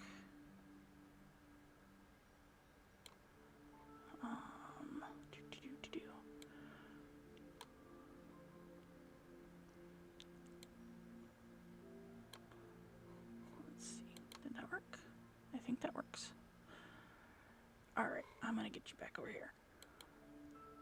Alright. So this is Dungeon Painter Studio. Alright.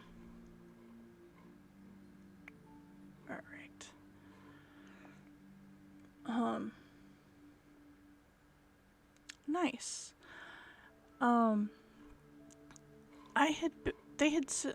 had somebody suggest this before, and so I had kind of picked it up prior to learning about Dungeon Draft. But it's okay. Alright. So quite simple. Let's see here. Let's go find a thing. I like a lot of the, let's see, we're doing catacombs. So let's do,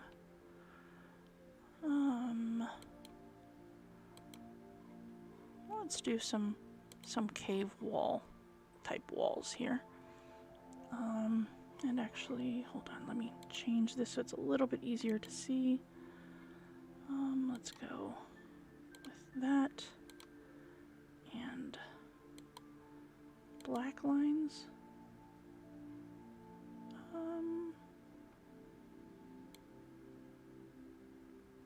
There we go. That works. Alright, because we're gonna have some kind of dark walls going on here. Alright. So just I'm actually gonna show you kind of what the maps look like. Hold on, let's go to I'm gonna show you real quick. Okay, so the maps that's not it. Oh yeah, it is. Okay. The maps that came with this module. Let's see here. Let me zoom out so that you can actually be able to see them. Alright,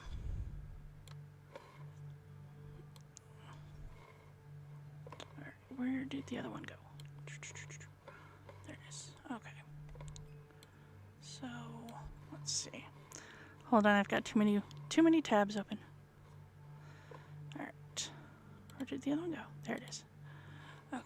So, the maps that, like I said in the very beginning, they were done before,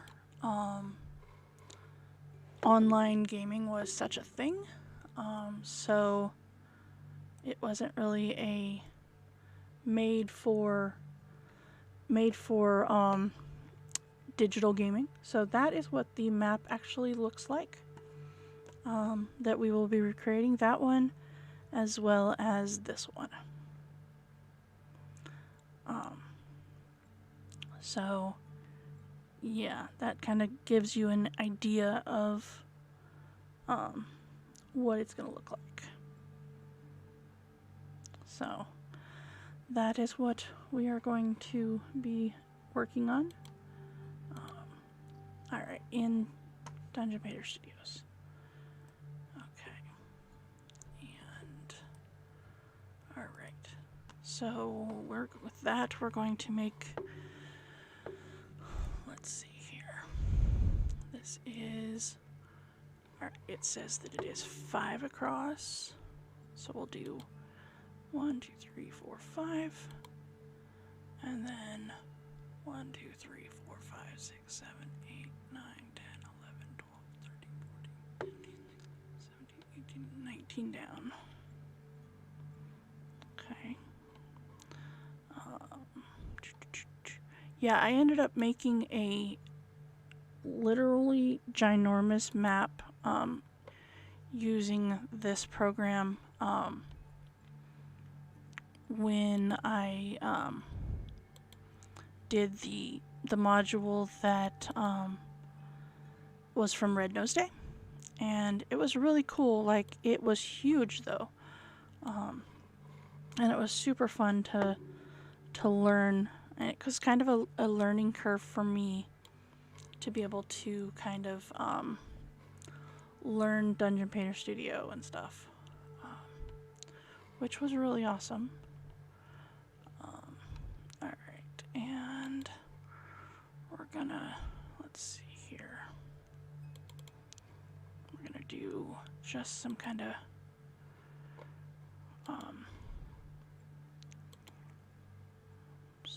just well, actually we'll do it with this one. So let's delete that. We'll just do some kind of random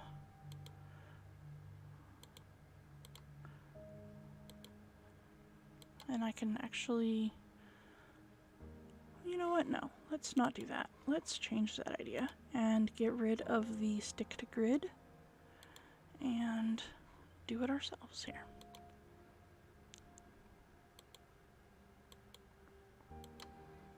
Just kind of give it a little bit of an uneven texture. However far I want to make it go down. Yeah, that's good. And then on the other side, same kind of concept. Maybe not quite so, not identical, but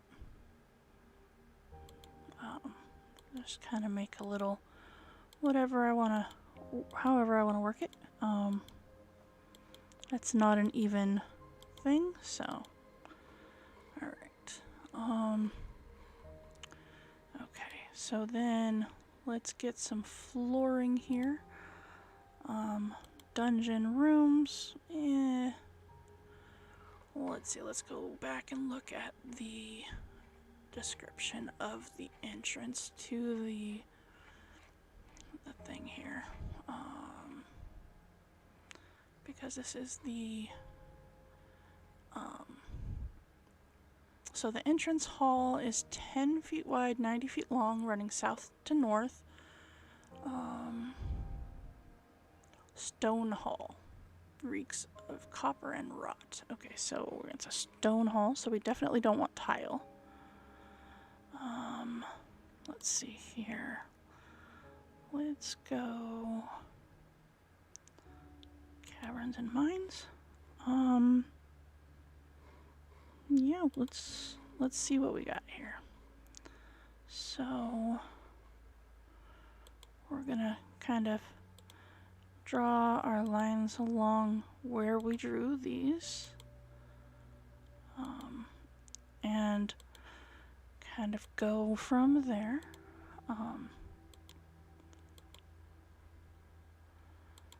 Let's see, when looking at it, that's, I really kind of don't like the stone work on this one when you get it big, but it's gonna be okay because we can easily change it out to a different one once we get it all marked out. Okay, there. But yeah, I did a 2-level, extremely huge map using this program, and it was really cool to learn different things, to learn different techniques and different flooring, different walls, and to be able to make it so that my players, as soon as I revealed the room to them, knew exactly, like, you know, what kind of area it was, whether it was a library or you know, a whatever. Okay.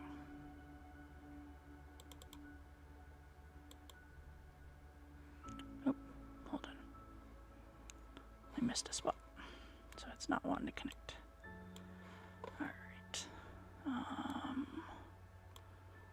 Oh, that's why. Okay. Come on.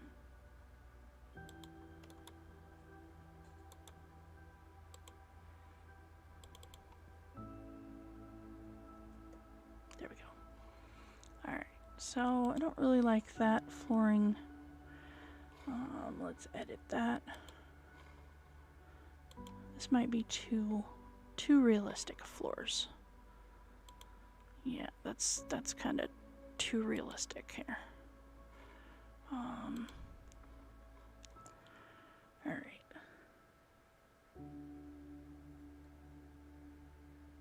Which information? I'm sorry.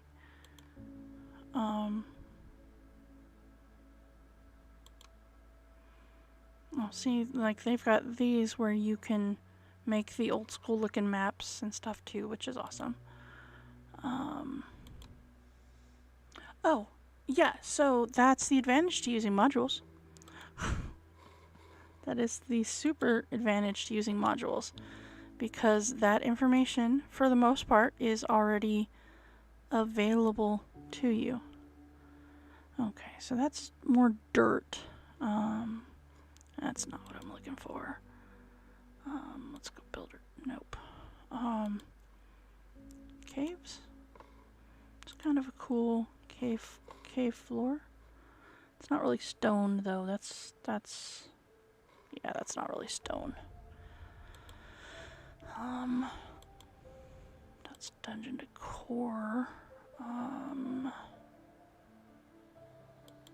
That's props. Textures. Oh, there we go. Okay. So this is a entrance hall into some catacombs. So yeah, that's why it said it's a stone. So the exact description is this a silent stone hall reeks of copper and rot. Pictures are carved into the walls, floor and ceiling of humans hunting each other and sacrificing victims to dark gods. At the center of the hall, the floor is sticky with a wide smear of blood that continues north and out a small open doorway onto the east wall. So, yes, so that is, okay.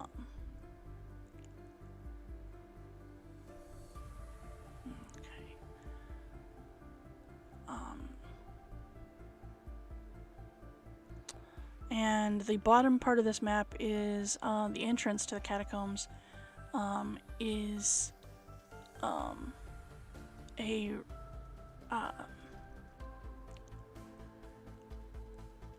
it says it is hidden in the walls of the refuge pit buried under the trash. So yeah, so this is kind of a trash area. Oh, thank you, Rincon. I appreciate that.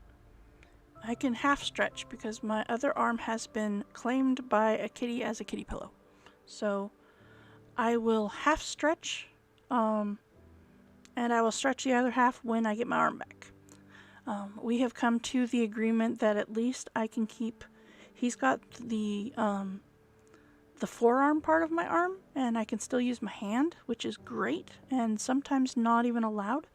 But at least I've got my hand still, so which makes it easier. So I'm ambidextrous, and when I was growing up, my mom used to yell at me because I would move the mouse to, like, I'm right-handed dominant, but I am ambidextrous in certain things.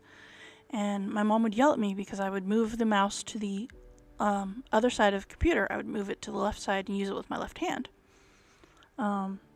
Especially in college, because I would use the mouse with my left hand and take notes with my right.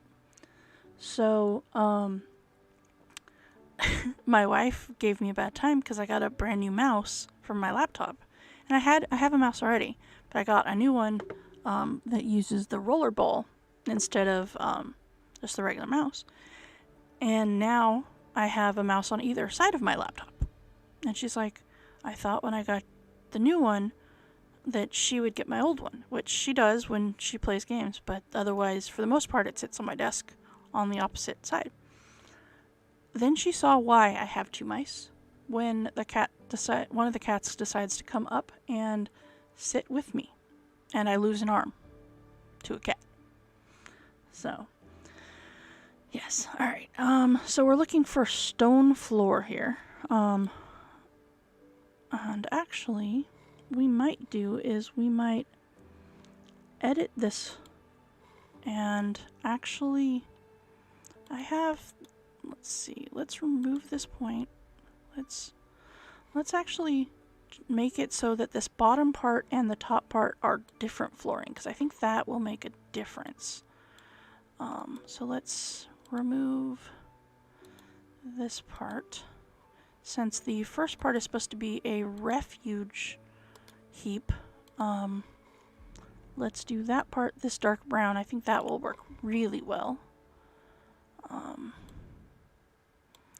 And we need to duplicate that because I deleted the other one.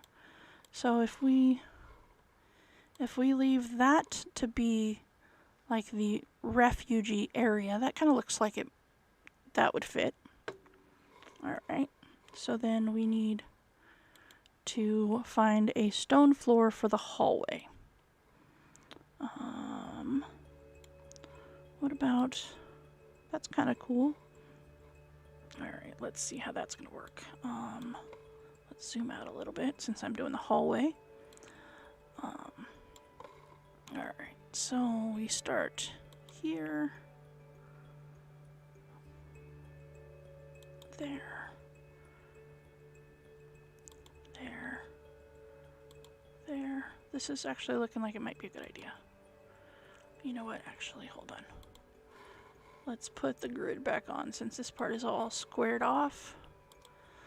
And then try this again. So, there to there. This way it's going to snap to the grid, and I know that it is going to be exactly where I want it. Alright. That's cool, Sir Holden. My dad was actually left-handed dominant, but he was ambidextrous as well, and so he ended up teaching me a lot of things, how to do it both, because you never know. In certain situations, you have to be dominant or have to use the other hand. Okay, so what do we think about this? That's kind of cool.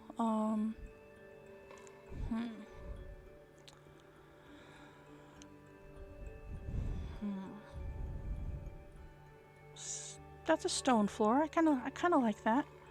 Let's see. No, not that one. This one. Let's see if it's lighter. Oh, that one's kind of cool. I think I might like that one better. That one or this one?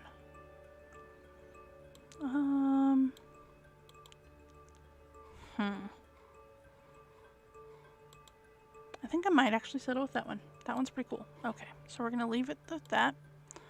All right, now our description says, all right, let's see. Let's look at this picture. Okay. All right.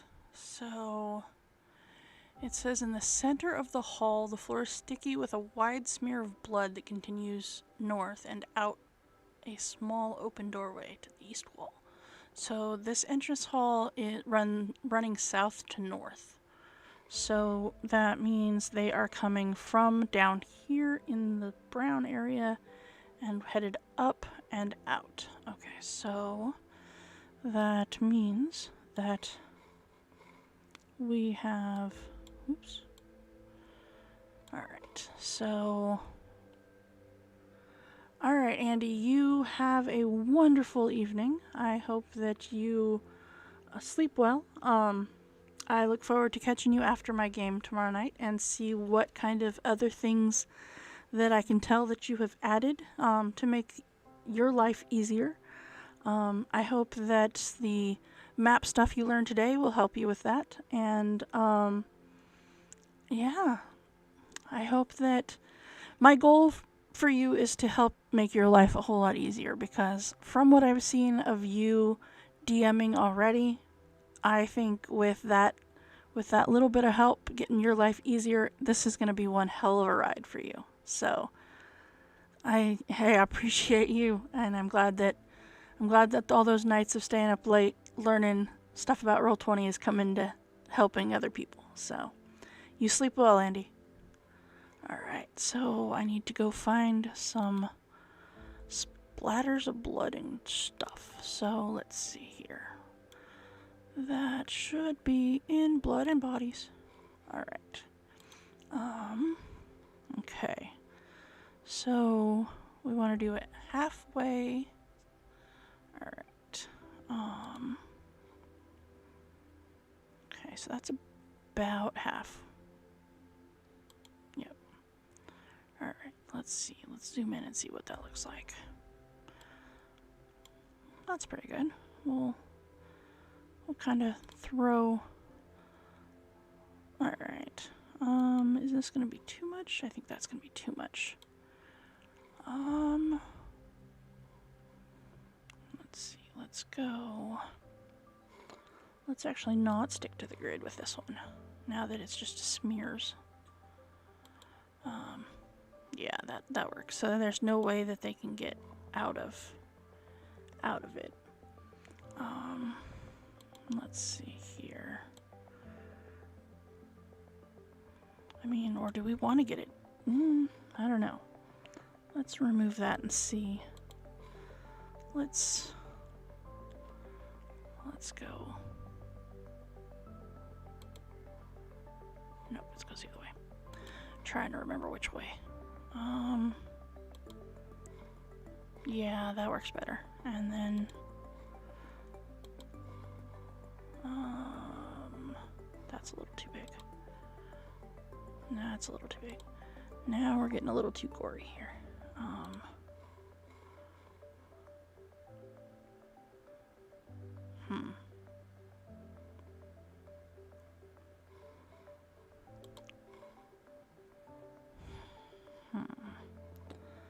I'm not loving that.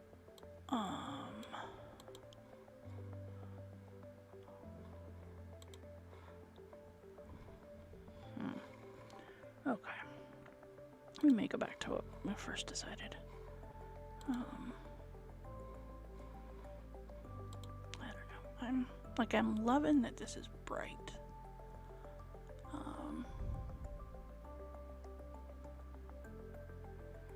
Yeah, I think I still want to stick with that. And then I think I kind of want to stick with the brighter color.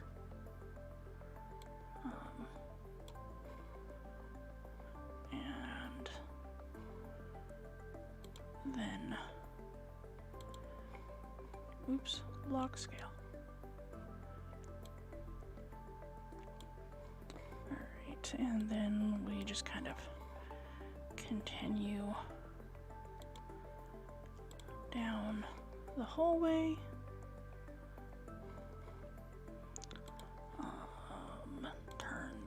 Nope, the other way. Turn the corner. And we now have drag marks. Oops. Okay, and add some more. Just, let's see here. Just some random little marks here and there, just for purposes of making sure that it is very clear. Yeah, I think that's pretty clear. Okay. So in here, okay, there is a trap, but that we want to deal with on the other, on actual roll 20, so we don't want to deal with that right now. With this, we want to make sure, let's see, not that one. Okay, let's get that. This back to stick with grid. Okay, and we want to get the other one, because we want to make sure there's not a white gap right there. Alright. So let's see, let's zoom in here. That looks good. Alright.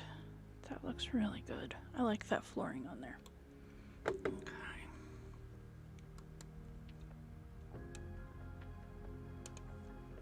Alright. Okay. So how's your prep going?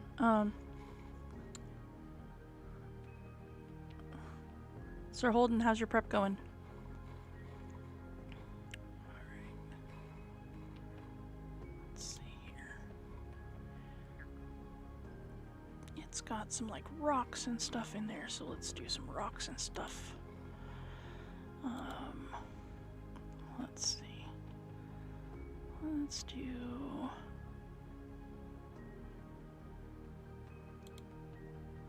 That's gems and whatnot. Generics. No. Trying to remember where these are. Foreston. Nope, that's Fortress. Hi, buddy. Thank you for your help.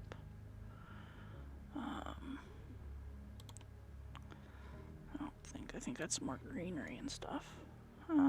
Those are stones, but those are not what I'm looking for.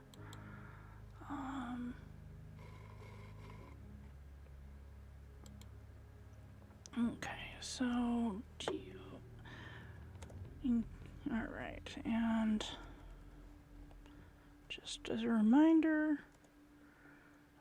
we do have Tomb of Annihilation on Saturdays at 6 o'clock Pacific time on this here channel. That was weird.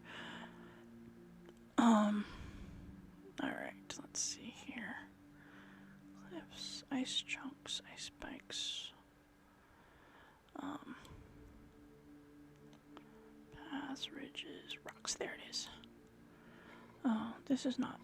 Yeah, this is the white print stuff. Yeah, that's not gonna work.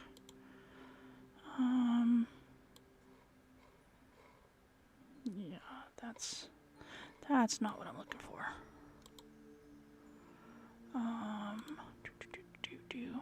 Gonna figure it out. Lakes and rivers, maybe?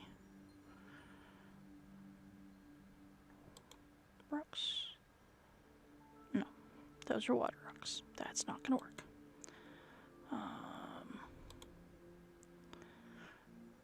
Tombstones, or webs. Nope.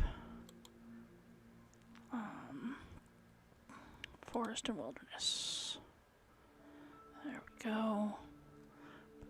Stumps, trees, logs, branches, twigs. Plants, logs, boulders. There we go. That's what I'm looking for. Alright. Okay. Let's actually, because we have so much blood splatter, let's group those together. And we'll group the wall together. There we go. Alright. And let's get us some stones going here. Alright, and we're gonna take it off, stick to the grid. We're just gonna throw some random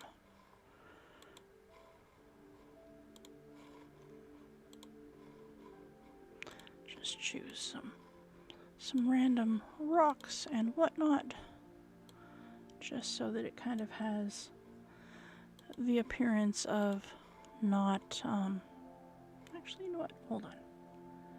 We're gonna do this right here. Let's remove those. Let's set it to random angle. Alright, so then we have random angles with our boulders here. So that way, even if we do choose the same type of boulder, it is not going to be at the same angle. Alright. We'll do a little cluster of it right there. One of these should be good right here. That looks kind of cool. Let's see. One of these. Right over that. That looks really awesome. I kind of like that one. So let's do one of them right there too. Alright. Okay. So let's see here. Alright.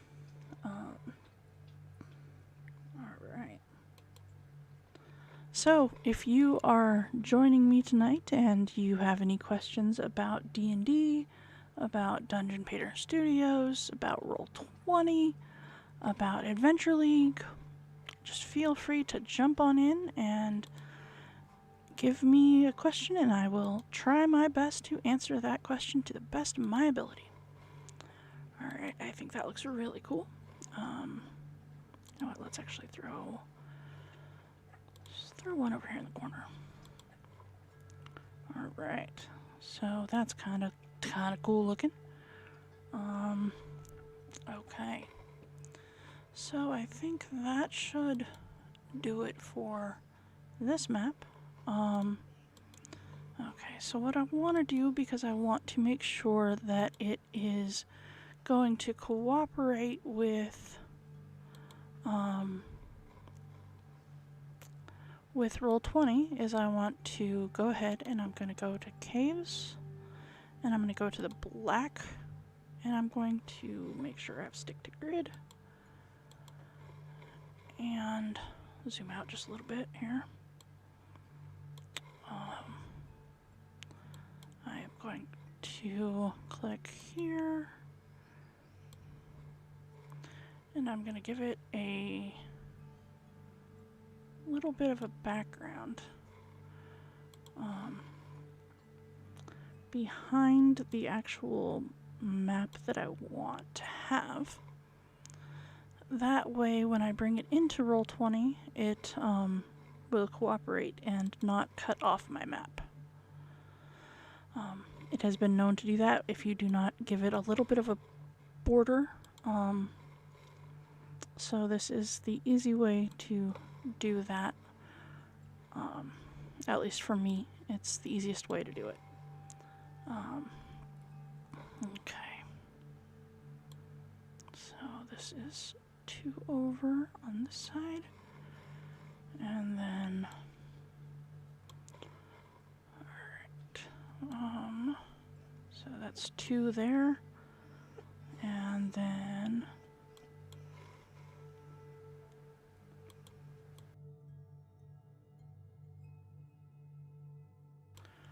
alright, and then I think we're over too far on this side.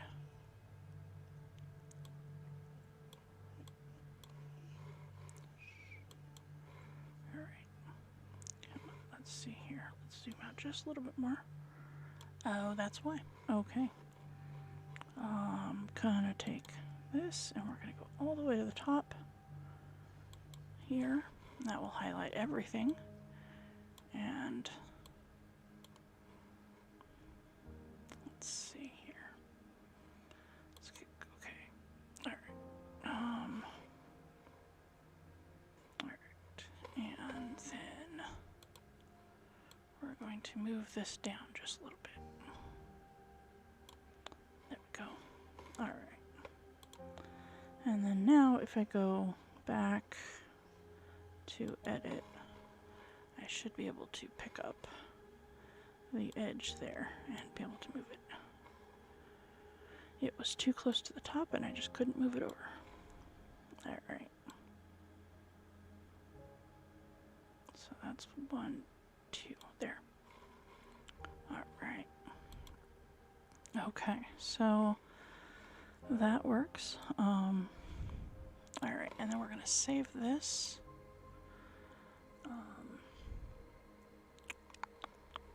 We're going to go modules, DDL. This is 07, 06, map 1. Alright, we're going to try that again because that didn't work.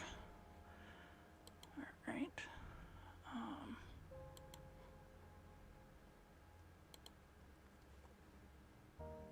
Let's see.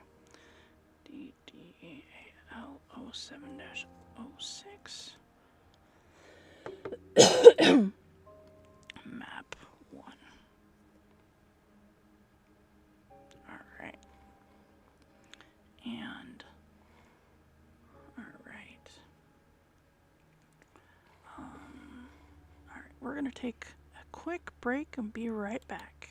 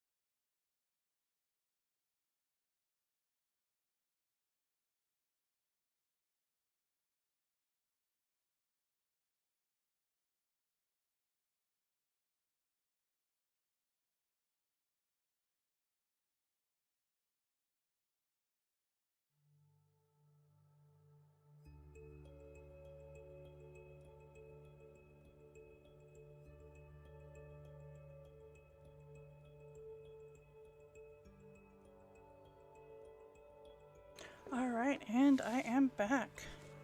Okay. Now, let's see here. So we've got this map that we worked on. And we want to, let's see here. We want to make it so that it is usable within Roll20.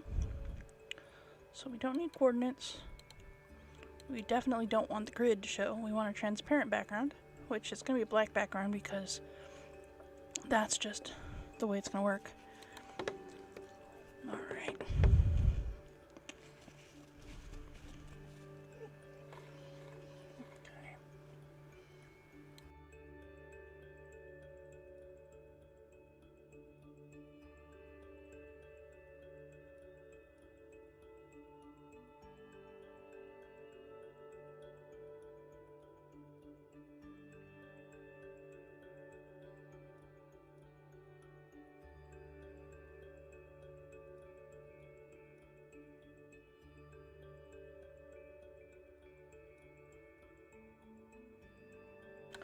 Alright, so we have it saved now.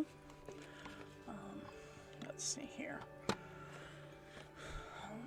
Okay, so we kind of want to keep the flooring and stuff with the same as we go into the chamber of the moat, which is the next map on in our situation here. Let's see here.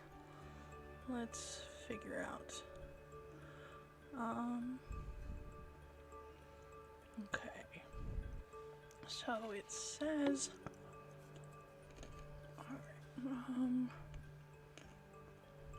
Okay.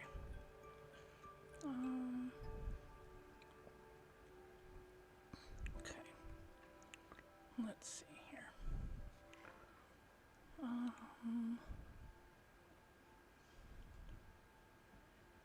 An antechamber of the catacombs.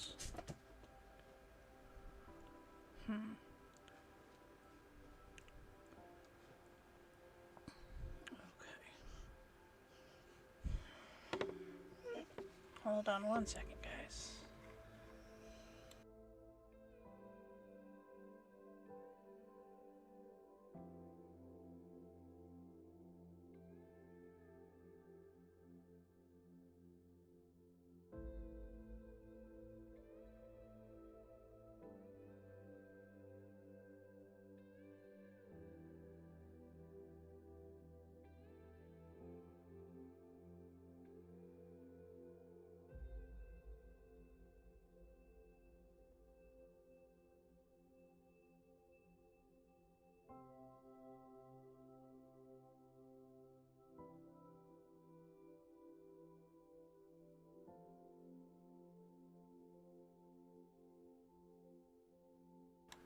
Okay, so let's see here. Alright.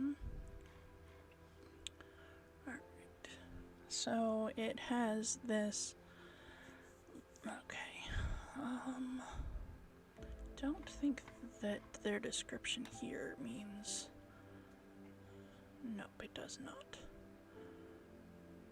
Alright. So they describe another room, however they don't give us the map of that room, so I guess we get to make it up on our own. So actually, what I think I might do instead of, I know we'd already saved this and everything, is we might just add it onto this map. Alright. Maybe not. Nah, let's not do that. Okay. So, alright. So we know that we don't need that anymore. We don't need the boulders anymore, so we can get rid of those. Alright, and that one. We don't need, let's see, let's break, actually, No, we don't need the whole thing of the walls. So we can do that and just remove all the walls. Okay.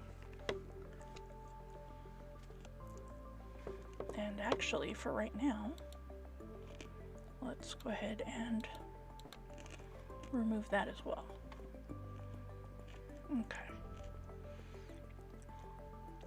So we have this rock, and we're going to go ahead and we're going to turn it into another room here.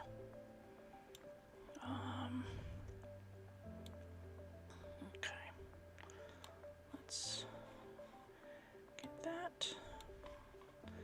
Zoom in a little bit, make it a little bit easier. Alright. Instead of it being a hallway, we're going to make it into a room. Just because it's easier in this instance. Alright.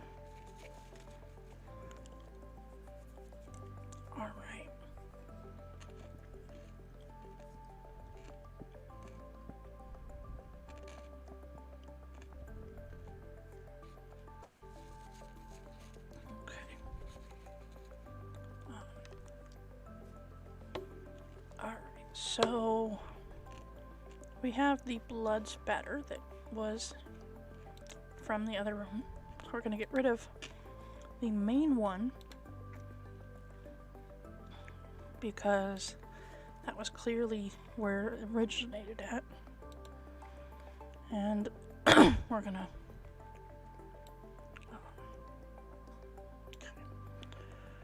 actually, let's see, let's go. Let's bring these kind of down and around a little bit.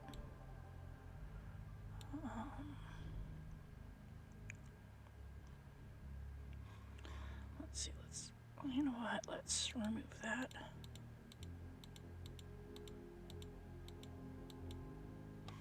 And this one.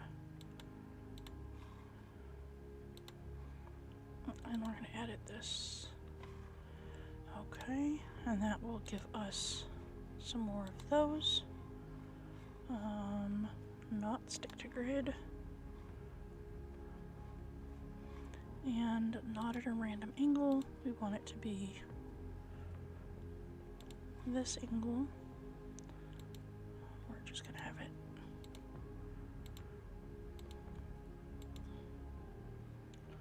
Okay, there we go. Okay. That's perfect. Alright, so we have some splatter going on. Not perfectly, but, you know, close enough. Alright, and, doesn't really give us a way that this worked.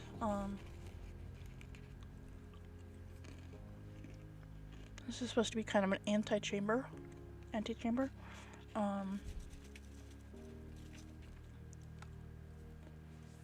Alright, so actually, hang on, let's put this over here for right now.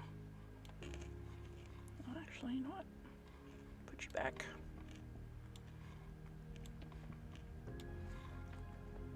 Go back here, and just move you as a group over here. Alright. Alright, so let's see here. What it says is the crumbling ceiling of this room is supported by 2 rows of cobweb festooned columns. Okay, so we're gonna need some columns in here. Let's go find us some columns.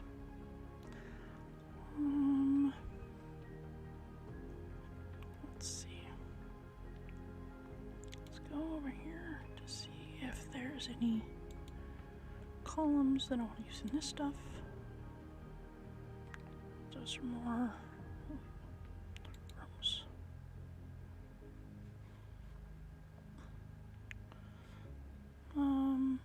No, I don't think so. I think we keep going down here. Caverns and mines. So Boulders and rails. That's not gonna work. Crates, decals, miscellaneous. Nope. Treasures, weapons. Nope. Nope, that's the white.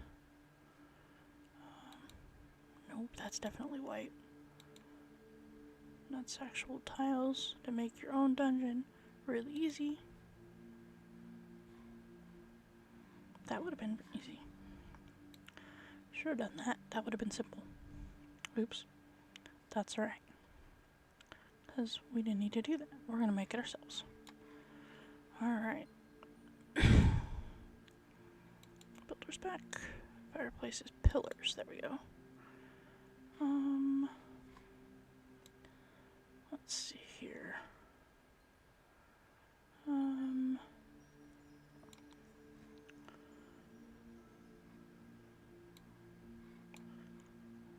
Do I want it? Square pillar. Let's see here. Well, that's kind of cool in here. Or solid stone pillars.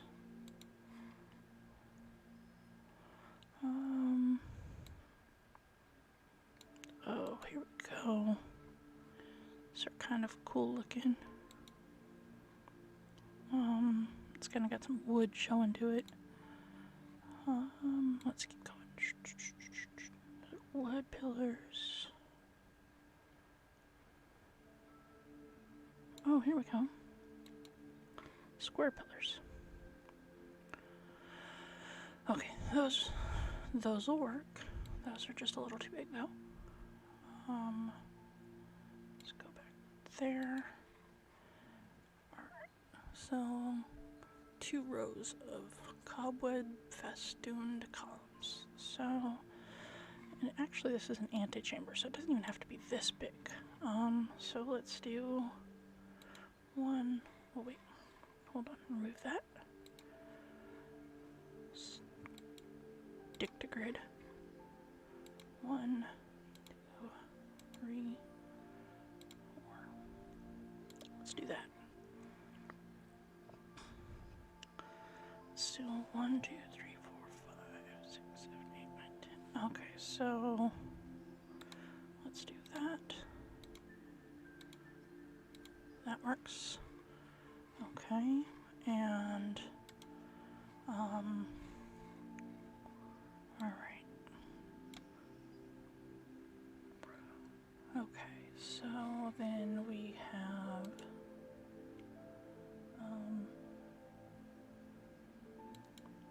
okay.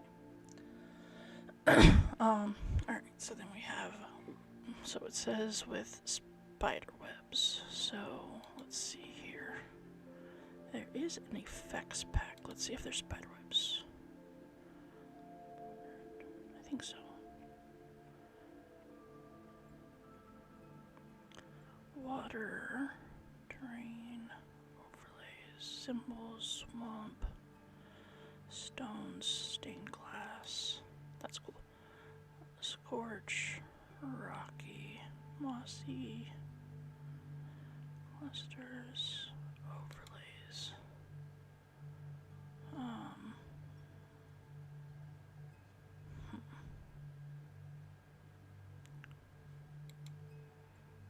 Graveyard, gas gorges, finger footprints, fireball explosions, eruptions, elevations, dust, dirty.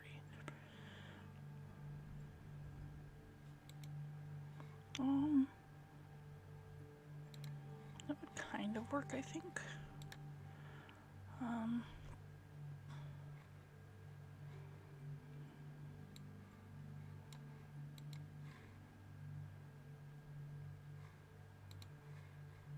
I think that would actually work pretty good. Let's make it just a little bit bigger. Yeah, I think that'll work. That's very clearly cobweb festooned. Sure. We'll say that'll work. So then we'll stick those on here.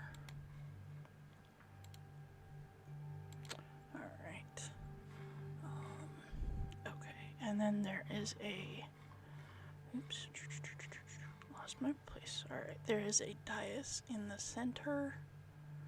There's a table holding a jade dragon chess set. Alright, so let's see here.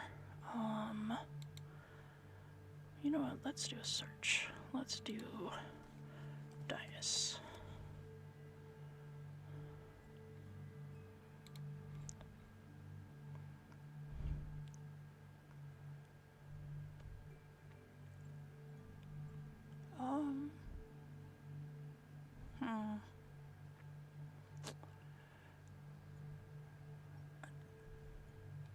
Yeah, that'll work. Okay, let's do that, but I want to edit that a little bit because I want it to be a little bit bigger than that. There we go. So it kind of gives off the, let's see, let's not stick it to grid.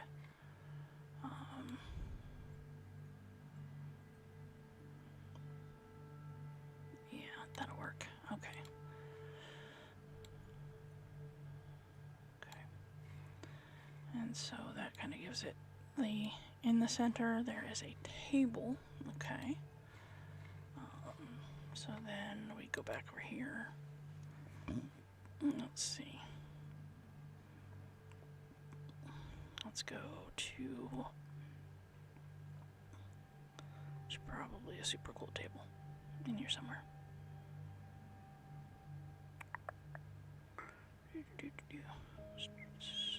Tents, traps, go back. Tables, ensure combos.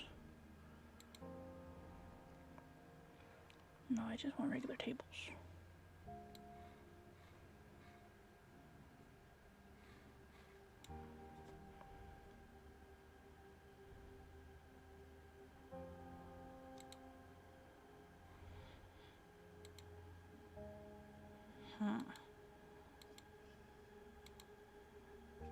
Okay. Let's see. Let's actually, while I'm in here, let's go back up to doors.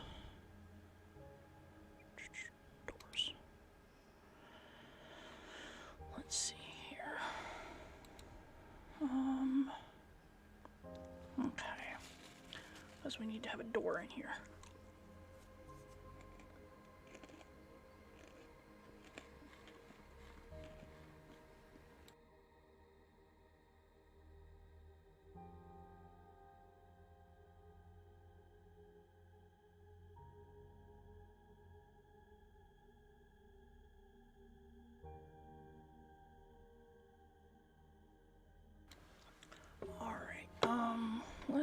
Let's see, doors.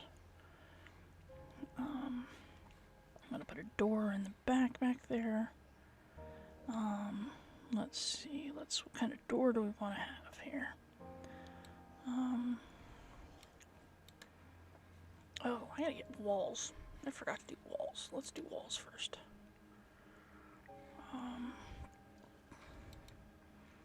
Alright, that is the walls that we used from before. Were in, not that one. That one. Nope. Catacombs? Nope. Was it this one? Nope, not that one.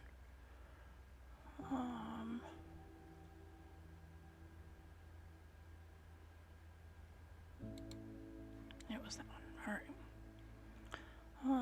So that was the one we used for the other. So let's see about using another one of theirs in here. Yeah, let's do that. That's a good transition. Okay.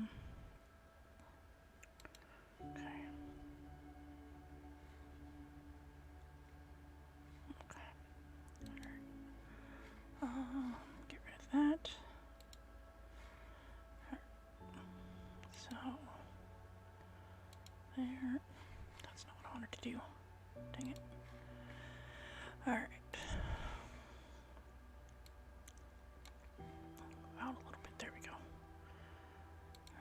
so I'm gonna go here, and then here,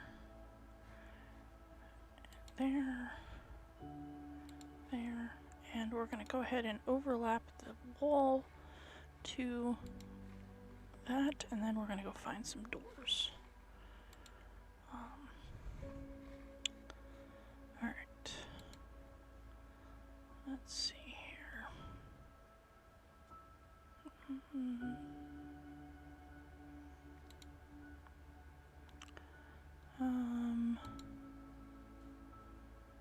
Let's see here. Doors and windows. That's kind of a cool door. Let's see, let's find.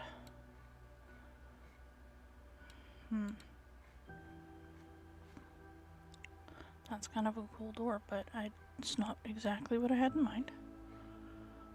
I think this one will kind of work. Alright, but it's at the wrong angle. And let's see here. And we go to allow half. Alright, we're gonna do that there. And then on this end, actually, yeah, that'll work. We'll put one there. And then we'll do it in the same spot over there. So they have to go through the room in order to make this work. Okay. Alright.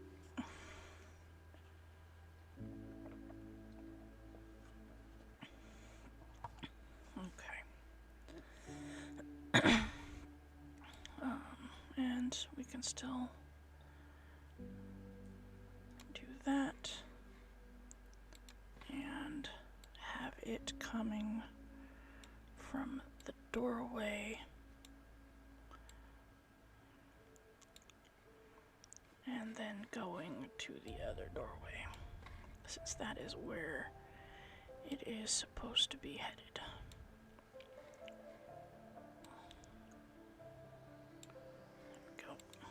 Alright. Okay, so that works. You know what we're going to do is we're going to collect these items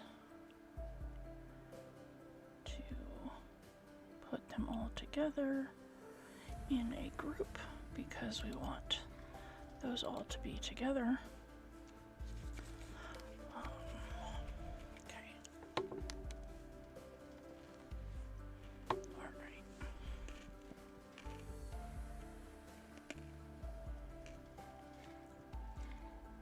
Okay, so then, let's see. Alright, and then, let's go castles. Nope, that's all outsidey stuff. Crypts, maybe? Nope. Alright. Let's see. Braziers, cages, chandeliers, levers, thrones, torches, cages, book stands.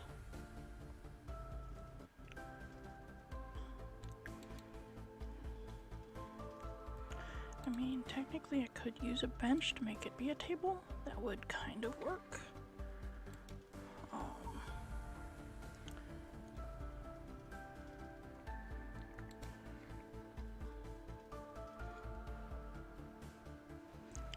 I think it would work.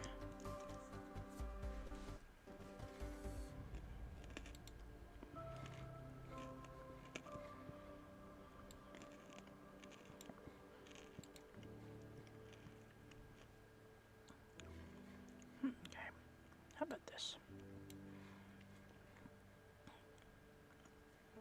Let's scroll that down a little bit.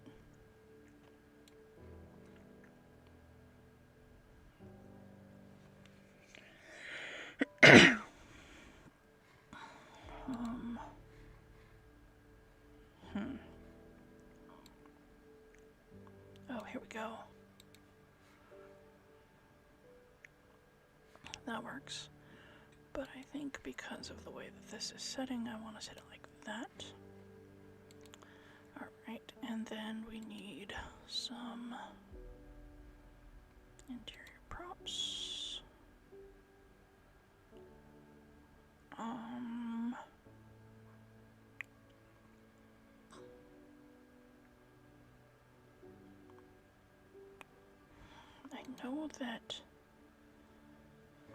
I know it's here somewhere, I just gotta remember where it is.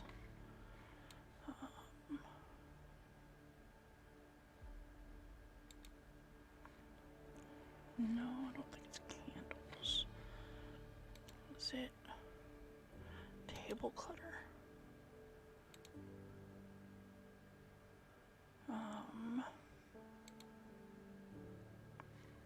Might have been this one that would work.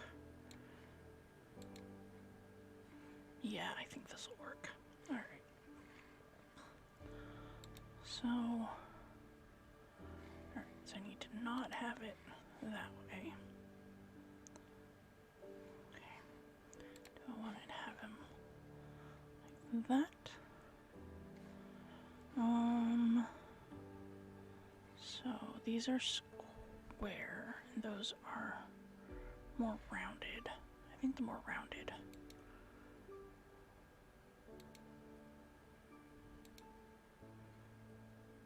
It's supposed to be a chess set, but it's gonna be fine. We're gonna make it work.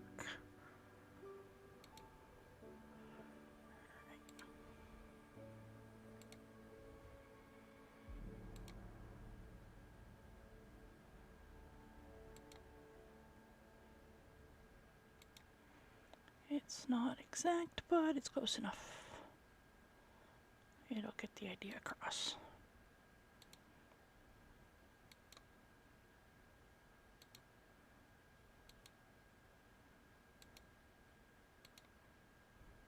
At least I think it will.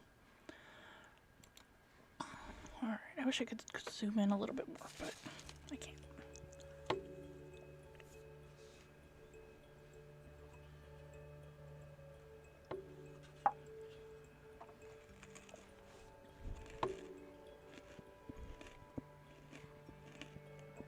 Okay.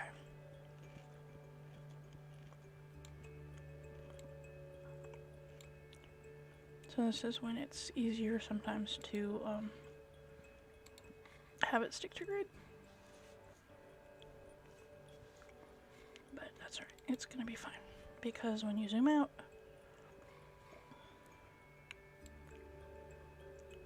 it's gonna look like little jade colored things on a table. And that's what matters. That's the look I'm going for. Okay.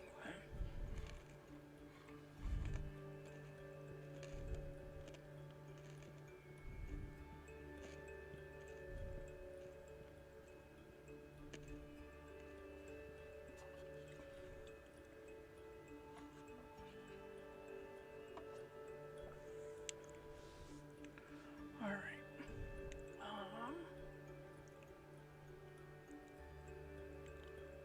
Okay. So, all right, that'll work. So I like that a lot. All right, and so then we go back like we did before. No, not that one.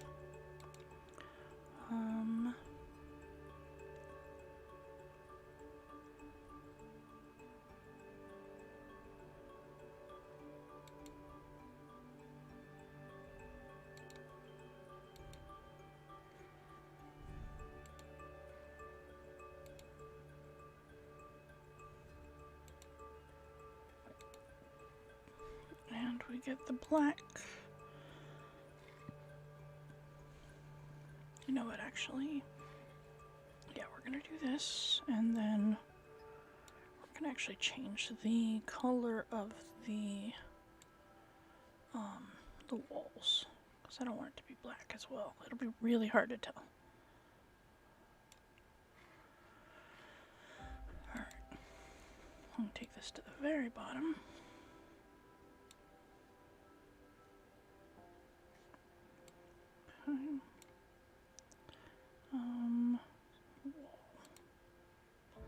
Edit, and let's find a different wall. About this one. That'll work. Okay.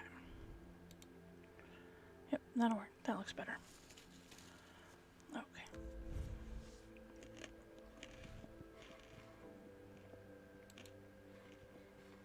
Okay.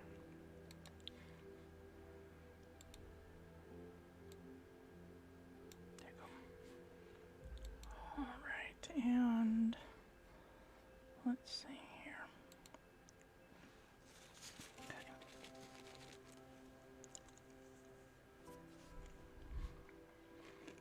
Okay. That looks really good. Okay, so then we're going to export just like before.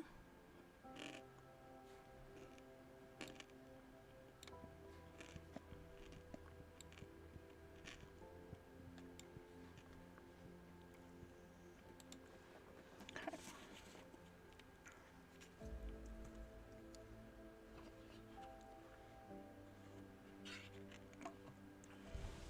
All right.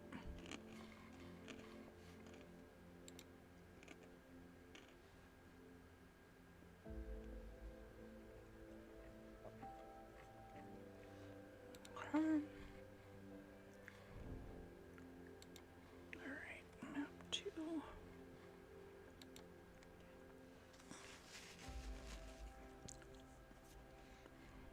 Okay, and then the third map is going to look very similar to this. Okay,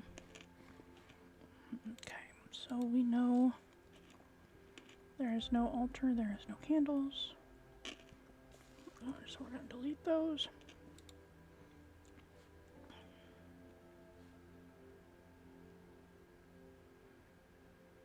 Okay.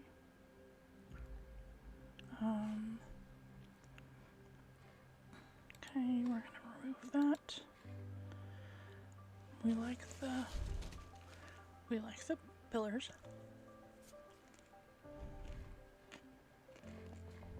Okay.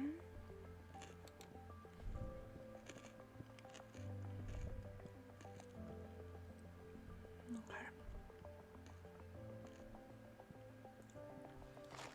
Okay, so let's see here.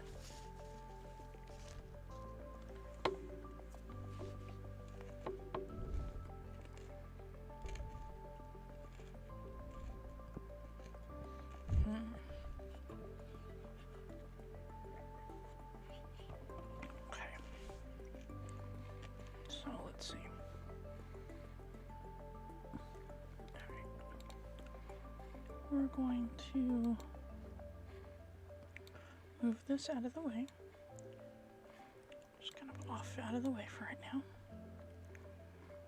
Okay, and I'm going to take this out of the way for right now. We're going to take these out of the way for right now. And we're going to redo this. So then, stone wall. I'm going to take that one away as well. And we are going to edit the floor here to look like the map is supposed to be. So let's see, 1, 2, 3, 4, 5, 6, 7, 8, 9, 10. Okay.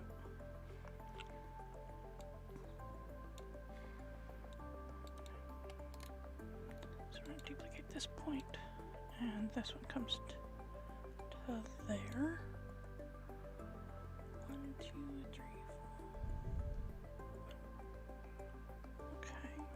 And then this one goes right there. And then the same thing's going to happen on this side. This one comes down. Oh wait, we gotta stick to grid. Stick to grid these, please. Alright, so that goes there. That one's there. This one's there. This one's there. 2, 3, 4, 5, 6, 7. Okay, so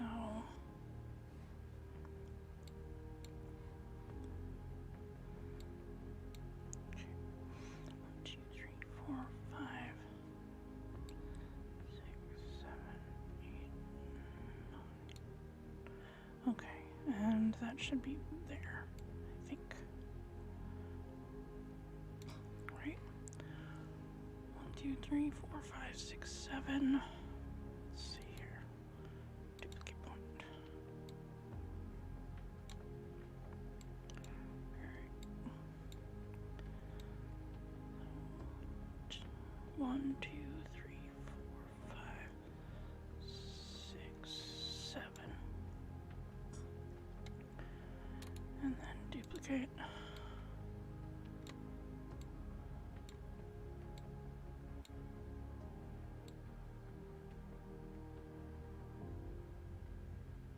Okay, duplicate.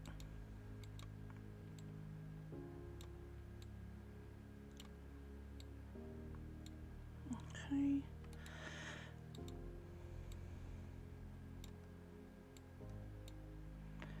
Move that up there. That there. 2, 3, 4, 5, 6, 7. 1, 2, 3, 4, 5, 6, 7. 1, 2, 3, 4, 5, 7. Okay. It's actually 9. Alright. And then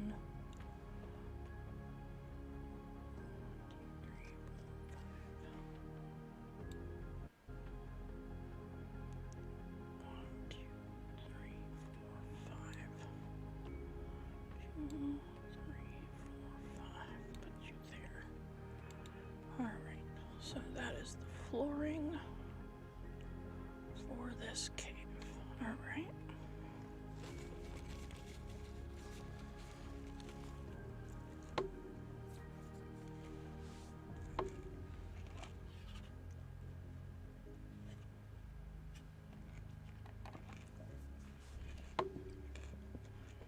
Alright. So let's see here. Okay. This door. Oh, right. This door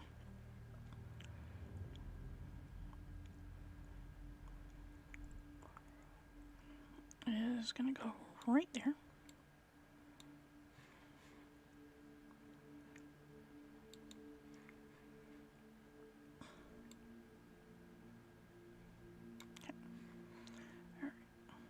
So then, back up. Let's go wall, edit the wall. We're actually going to remove the wall. We're going to put a new wall. And we're going to put stick to grid. And we're going to do it this way. There. There. There. There, down, and around, and we have a wall. Alright. Okay.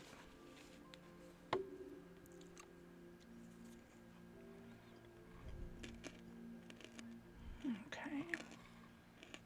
So then we need some of these columns.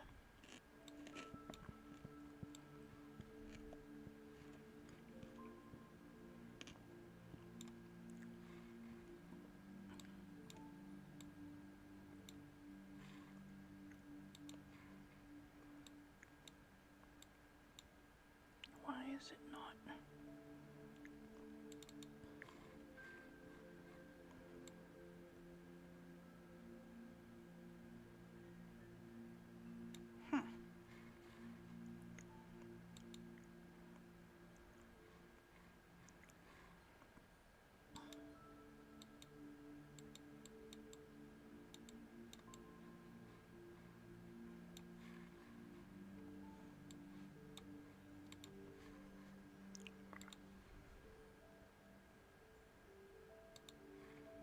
Yeah, I don't know why that's not working. Okay. So we're gonna do this. We're gonna do. Wait.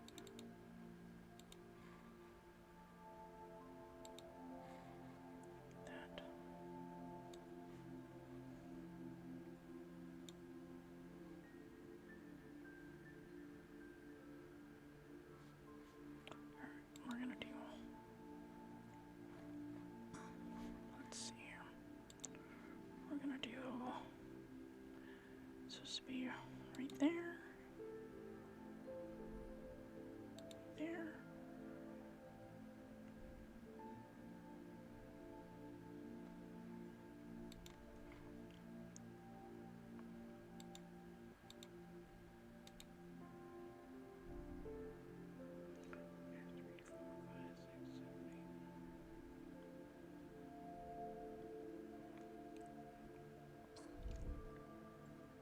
Oh, I see what I did wrong.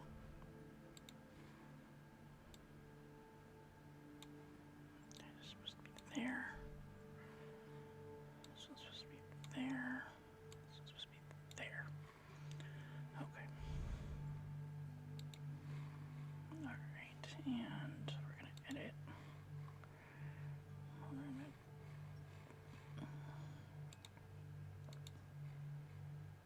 No, not that one.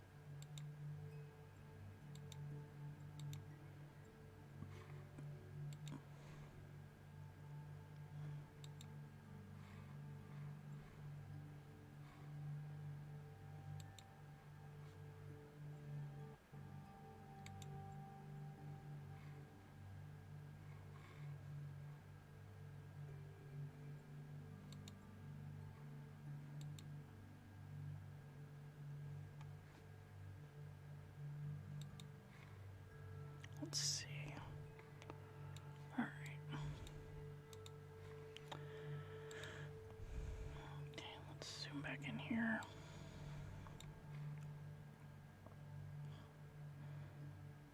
Yeah, let's do that one. That's better. All right, let's allow half. Okay. That's better than that. All right, so then we're going to take these. We're going to remove all of those. All right. Okay. Alright. And then, what does this look like? Because if that is what that is perfect. That is exactly what I want. We're gonna put, yep, right there.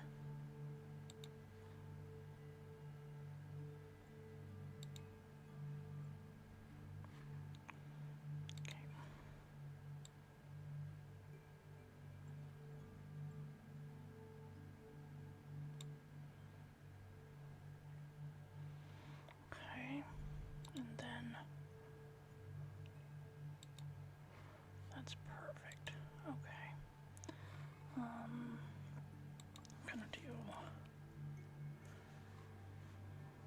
group, and we're gonna put that under the wall so that it. Okay. And actually, I want to do this just a little bit thicker.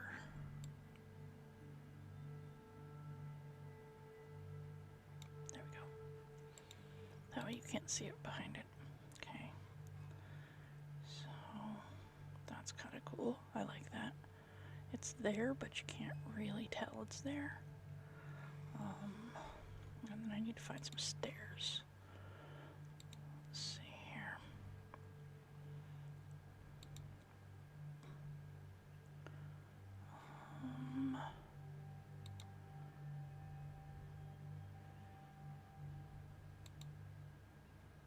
Okay, that's buildings. That's not gonna work. I had a stairs pack. Let's see. Interior props. Is there stairs in here? Nope. Okay. Textures. Go sides.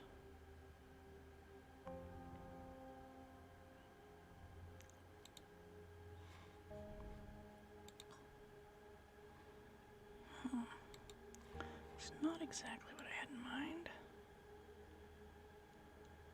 but I think it might work. Yeah.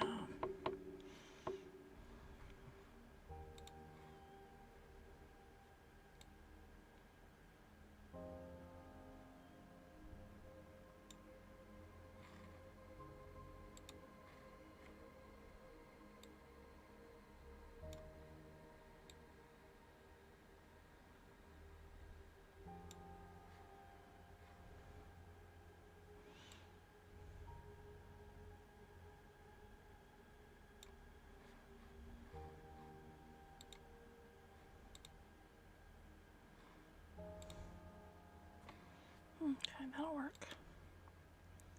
Right? Yeah, I think that'll work. Alright. I don't know if I like the light one though. Yeah, I think the dark one works better. Okay. Alright, so let's go to the description of the chamber. Okay. Transfer sleeping human IGC, an unconscious Holman, chained to the back wall. Okay.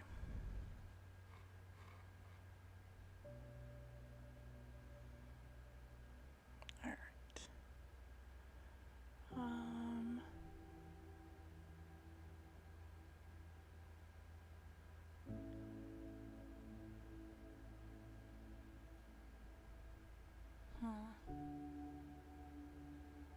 Okay.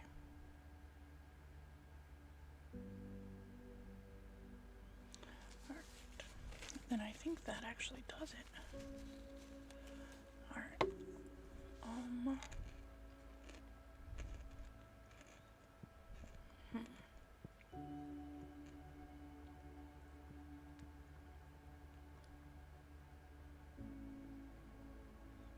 Yep, that works. Alright, so this is the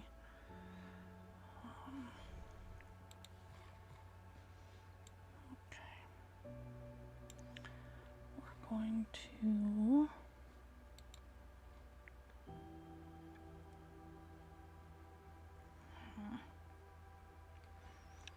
we want to just no, I think I want to remove that. Alright, and then we're going to edit. Actually, not edit, just move. Then we'll edit. Alright. Okay. And then edit. So it's there. And there. Okay. And we export that. Okay. And we are almost done.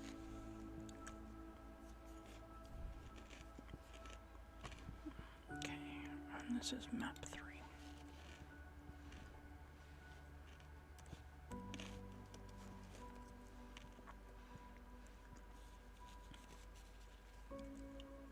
All right.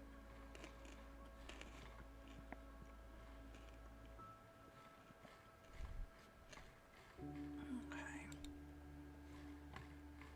All right.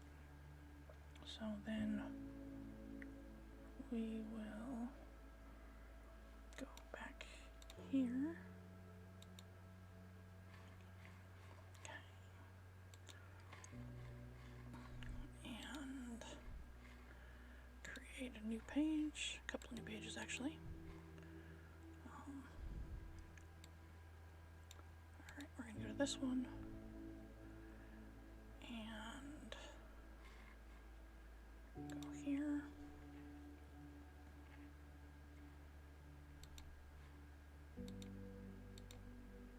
Upload file.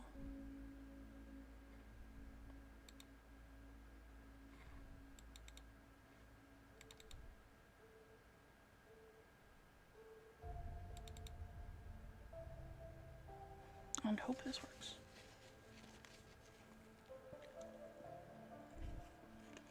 Okay.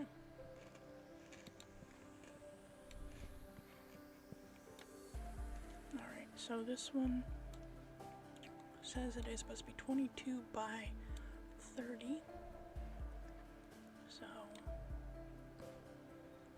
we're gonna put this on the map layer. We're going to make life easier for ourselves, and we're going to change this to 30. and this to 22.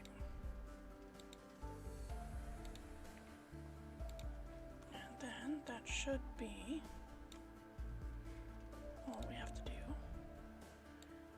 is get it the width that we need it, and then bring it.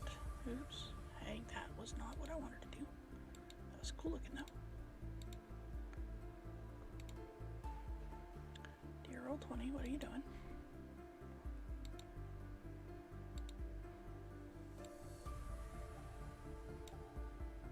Okay. Well, then let's go to the other page and see if that's the same issue. Alright, we're gonna upload picture. Map 2.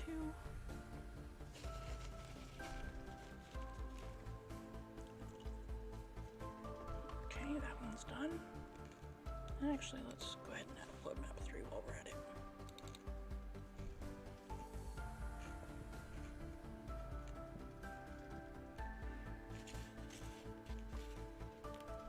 Alright, all 3 maps are in now. Okay, so we're gonna bring in map 2. And map 2 says it's only 14 by. What is it doing? I don't know. Okay. I don't know what it's having a fit with, but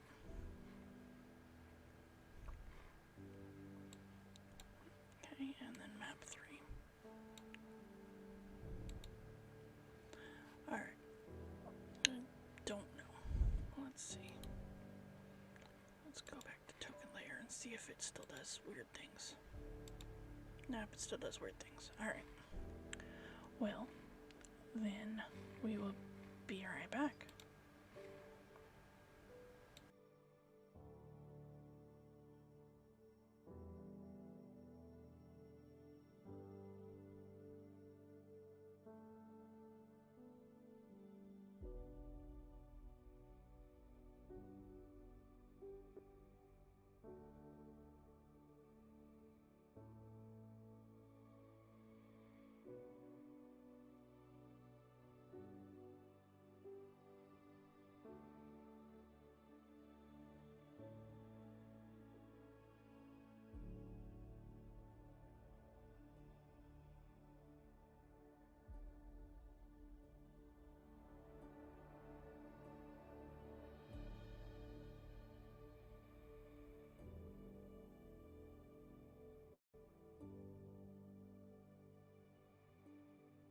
Since it is having major issues, we're gonna stop for tonight. And yeah, thank you all for hanging out, and we hope that you have a wonderful morning, since it is now 1 a.m. Pacific time.